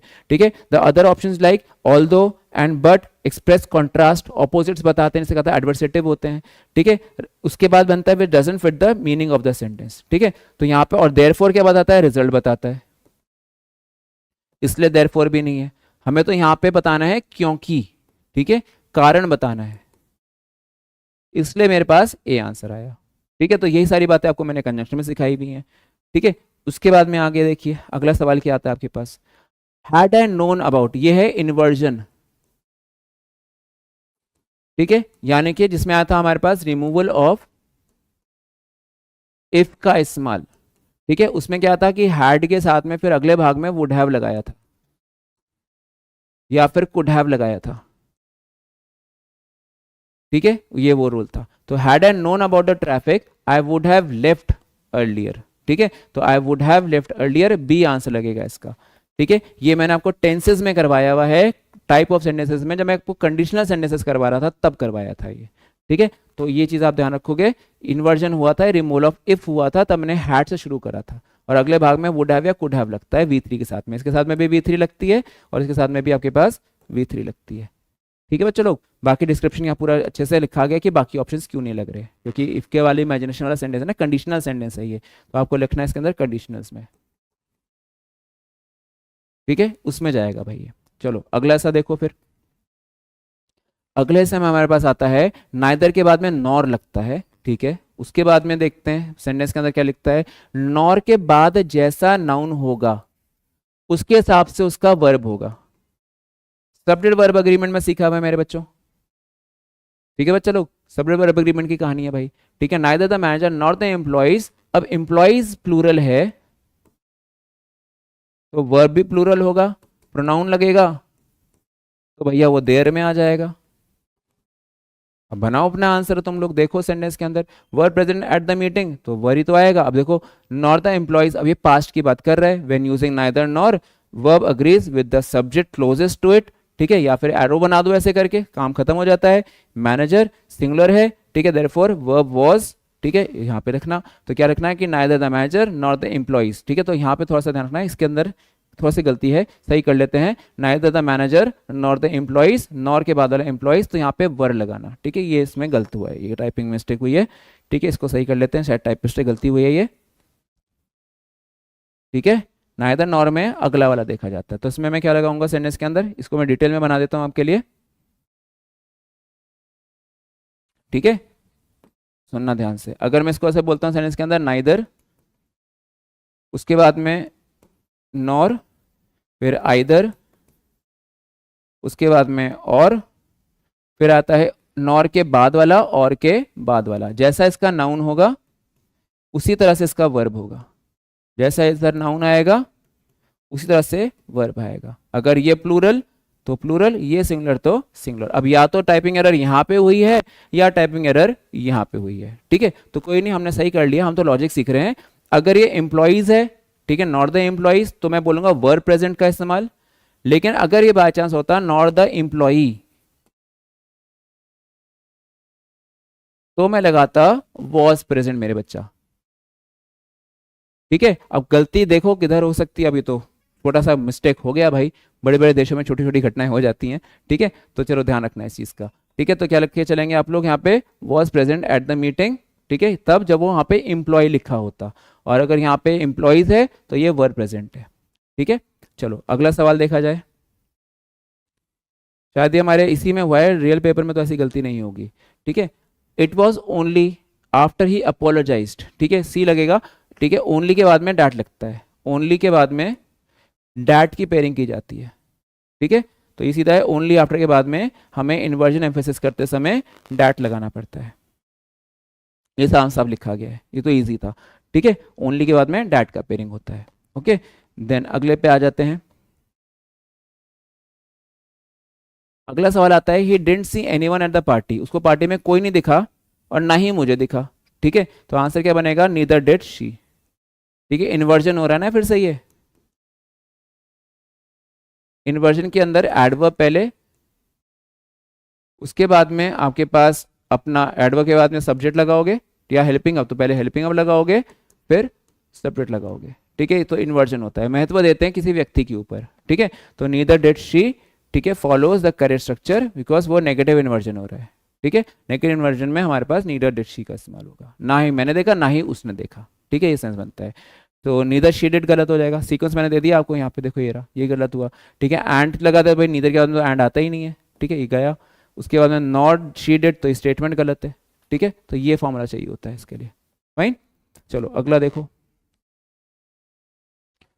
अगला क्वेश्चन आपके पास है आई विश, अरे बड़ा प्रॉब्लम, अच्छा क्वेश्चन आ गया तो, ठीक है, आई विश के साथ में, ठीक है, आपके पास में या तो V2 लगता है, ठीक है, या फिर आई विश टू के साथ में V1 लगता है, आई विश टू हैव के साथ में, ठीक है, V3 लगता है, आपको कंडीशनल सेंटेंस में करवाया है बच्चा मैंने, आई विश टू हैव वाली बातें, ठीक है, I wish I were the prime minister of India, याद आया सेंटेंस कुछ ऐसे बना के लिखा था, तो यहाँ पे क्या ध्यान रखना है, सेंटेंस के अंदर I wish I knew second form चाहिए होती है, ठीक है, तो ये रहा आई विश के साथ में सेकेंड फॉर्म, काश ऐसा होता, हिंदी का बनती इसकी काश ऐसा होता, ठीक है, तो ये ध्यान रख के चलना है। चलो भाई अगला सवाल, इफ ओनली, ठीक है, इफ ओनली जो फ्रेज है ये ध्यान रखना है, रिग्रेट करता है, इसमें ना किसी बात पे दुख जताया जाता है, ठीक है, इफ ओनली के साथ में आपके पास पास्ट इवेंट्स होते हैं, ठीक है, and it is followed by past perfect tense, ठीक है, when talking about something that did not happen, बस उसने बताया होता तो मैं कर देता, अगर तुमने मुझे बताया होता तो मैं कर देता, ये वाला केस है, लेकिन ना बताया ना किया, ठीक है, तो क्या लगता है कि इफ ओनली शी, अब if only she had listen to my advice, ठीक है, तो इसमें क्या रखना है, इसके अंदर आपको क्या लगा चलना पड़ेगा, राइट आंसर के अंदर हैड लिसनड पास्ट परफेक्ट लगता है, which shows that speaker is regretting a mistake जो उसने करी, ठीक है, अब उसका वो कुछ कर नहीं सकता है, ठीक है, तो इसमें ध्यान रखना है कि फॉलोड बाय सिंपल पास्ट में तब लगता है जब एक्सप्रेशन के साथ में विश होती है भविष्य के लिए, ठीक है, तो सेंटेंस से आता है कि if only she had listened to my advice but she did not, ये चीज ध्यान रखो, ठीक है, और अगर ये ऐसे होता लिखा हुआ कि इफ ओनली शी, और मैं लिखता हूं सेंटेंस के अंदर LISTENS listens to my advice, ठीक है, शी विल सक्सीड, तो ही तब होता जब ये लिसन्स टू माय एडवाइस आता लिखा हुआ, तभी वो कहता शी विल सक्सीड। देखो विल से समझ आ जाता है यहाँ पे, तभी मैं इसके अंदर क्या लगाता आपके पास इस तरह से, ठीक है। तो यहाँ देखना फॉरवर्ड बाय सिंपल पास लगता, तो यहाँ पे if only she listened to my advice she will, अब मैं यहाँ पे लिसन्स भी कर सकता था। अगर मैं इसको वुड बना देता, थोड़ी क्लियर अगर सोचा मैं इसको यहाँ पे वुड बना दूं, तो वुड के साथ में क्या बन जाएगा इसके अंदर, लिसन्ड बन जाएगा। If only she listened to my advice she would succeed, इस तरह से पेयरिंग लगती है, ठीक है। ये प्रेजेंट और फ्यूचर के लिए एक्सपेक्टेशन होती है। तो बस थोड़ा सा समझ के चलना, जब आप पेपर बनाना तो थोड़ा सा अपना जब आगे भी प्रैक्टिस करो थोड़ा सा ध्यान से करना, ठीक है। बहुत इंपॉर्टेंट कॉन्सेप्ट था ये। चलो अगला देखिए भाई, स्कार्सली के साथ में, अरे तो पेयरिंग है कंजंक्शंस वाली, ठीक है। बी आंसर लगेगा, स्कार्सली के साथ में व्हेन लगता है। भाई सुनना ध्यान से, रेयरली, ठीक है, RARELY, बेयरली, ठीक है। उसके अलावा आपके पास बनता है रेयरली, बेयरली, स्कार्सली। इन सभी के साथ में आपके पास पेयरिंग किसकी जाती है, व्हेन की जाती है। उसके बाद आता है नो सूनर, इसके साथ में देन की पेयरिंग की जाती है, ठीक है। सारा तो करा हुआ है तुम लोगों ने ये, ठीक है। तो इसमें आपको देखना स्कार्सली के साथ में हैड लगता है भाई, व्हेन का इस्तेमाल, ठीक है। तो ये चीज बनी आंसर के अंदर। ये तो आपने एग्जैक्टली टेक्स्ट बुक क्वेश्चन मैंने आपको आपकी नोट्स में भी एज इट इज लिखवाया है भाई ये, ठीक है। चलिए भाई अगला देखते हैं। Everyone in the team including Mridul, everyone in the team, हर कोई टीम में मृदुल को मिला करके, आर एक्साइटेड नहीं, वर्ब अग्रीमेंट करना पड़ेगा ध्यान से, इज एक्साइटेड, क्योंकि एवरीवन क्या है, इनडेफिनेट प्रोनाउन है,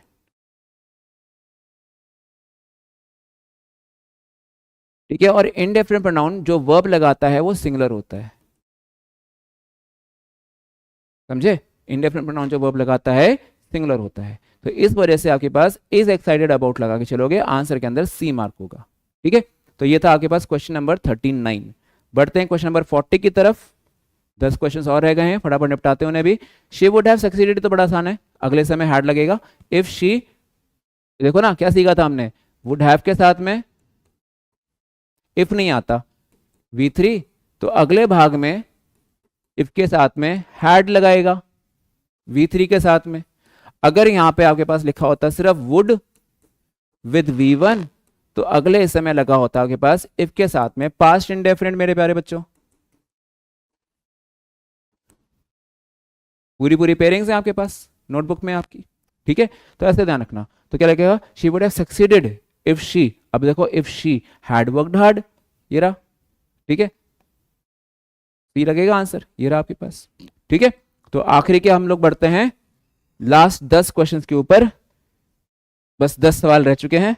सर जी मुझसे पूछा था कितना और बोर करोगे बच्चों को, मैं कहा नहीं अब तो क्लोज टेस्ट है, फटाफट निपट जाएगा, ठीक है। आंसर्स बताऊंगा इसके, ठीक है। क्लोज टेस्ट के अंदर आपको तरीका सिखा दिया है, तरीका आपने देखा है। क्लोज टेस्ट के अंदर आपको देखो, इसमें भी मैंने आपके लिए हिंदी बना दी है, तो आपके पास सब मैंने आंसर्स इसमें मार्क कर रखे हैं, ठीक है। तो आपके पास विद आंसर्स विद मीनिंग सारे ऑप्शंस के मैंने मीनिंग्स भी लिख दिए हैं, तो इनको आप लोग अच्छे से देखोगे मैच करके, ठीक है। क्लोज टेस्ट के अंदर वही तरीका है कि आप इसके अंदर पहले पैसेज पढ़ो, साथ साथ मैचिंग वर्ड्स लगाओ और उसके थ्रू अपने आंसर्स बनाओ, ठीक है। तो यहाँ पे आपके पास क्लोज टेस्ट के अंदर मैं आंसर्स की बात कर रहा हूँ आपके लिए सीधा, ठीक है। अब देखो इसके अंदर हिंदी देख लो, आपके पास इसको हिंदी में दिक्कत आती है, यहाँ पे हिंदी सारी लिखी हुई है, ठीक है।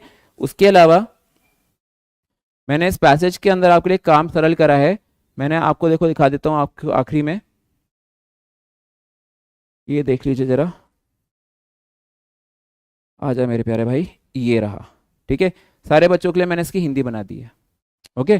तो आपको हिंदी पहले पढ़ लेनी है, इस पैसेज की PDF में आएगी। हिंदी पढ़ने के बाद में आपके पास जो मैंने आंसर्स मार्क करे हैं पीछे, ये सारे आंसर्स मार्क करे गए हैं ऑलरेडी, 40 से लेके 50 के सारे आंसर्स मैंने मार्क कर दिए हैं। इनको आप मैच करके देखिएगा, सारे ऑप्शंस आपके साथ मैचिंग मिले हैं। जो ऑल्टरनेट एग्जांपल्स हैं, जो ऑल्टरनेट मीनिंग्स हैं, जैसे इवैल्यूएशन का मीनिंग क्या होता है, एक्सप्लोरेशन का मीनिंग क्या होता है, उस पैसेज में भी पढ़ा हुआ है, लेकिन अगर आपको चाहोगे तो अलग से भी मैंने लिख दिए, ताकि आप जब अपने आंसर्स मैच करो तो आप बड़े सुविधाजनक तरह से इसको मैच करके देख सकते हो, ठीक है। तो ये सेक्शन जो है ये मैं आपको सेल्फ स्टडी के लिए छोड़ रहा हूँ, ठीक है, क्योंकि बहुत लंबी वीडियो हो जाएगी फिर ये, तो इतना फिर संभव नहीं हो पाएगा आपके लिए एक साथ रिवाइज करना, क्योंकि आपको और भी 20 सब्जेक्ट्स की तैयारी करनी ही है। तो पहले मॉक टेस्ट है, तो आपको अगले मॉक टेस्ट में मैं इसको पूरा डिटेल में आकर समझाऊंगा, तब तक उसको प्रैक्टिस करोगे, ठीक है। बाकी ये जो मॉक टेस्ट नंबर 1 था, इस मॉक टेस्ट नंबर 1 से आपके क्या टेक अवेज है, मेन चीजें आपने क्या समझी हैं, ठीक है। मेन चीज़ें आपने क्या समझी हैं? मेन चीज़ आपने ये समझी है कि मुझे नेगेटिव मार्किंग नहीं चाहिए। दूसरी बात, मुझे टाइम मैनेजमेंट करना है, जिससे मैंने लेक्चर शुरू करा था उसी बात पे मैं एंड कर रहा हूँ। ठीक है, ध्यान सुनिएगा। टाइम मैनेजमेंट, नेगेटिव मार्किंग नहीं चाहिए। ठीक है, जितना आता उतना ही करो, लेकिन अपने प्रैक्टिस करके जाओ। प्रैक्टिस नहीं करी तो कुछ मज़ा नहीं है।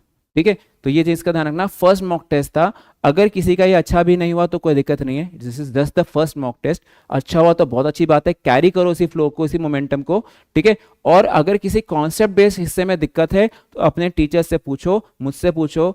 बिहार में हैं तो आप, मसलापुर में तो प्रियांशु सर हमारे एक्सपर्ट टीचर हैं, सीनियर टीचर हैं हमारे केजीएस के, आप उनसे पूछिए। ठीक है, और भी आपके पास अपने फ्रेंड सर्कल्स में हैं लोग, उनसे आप डिस्कस करिए। ग्रामर तो डिस्कस करने से भी इंप्रूव होती है। ठीक है, तो कोई भी अगर समस्या हो एनडीए वाले बच्चों को किसी भी फील्ड में स्टडीज़ को लेकर के, इवन और भी सेशन जैसे मैं चला रहा हूँ पैरेलल आपके, ठीक है, तो आप उसमें आकर के अपना डाउट्स पूछ सकते हो।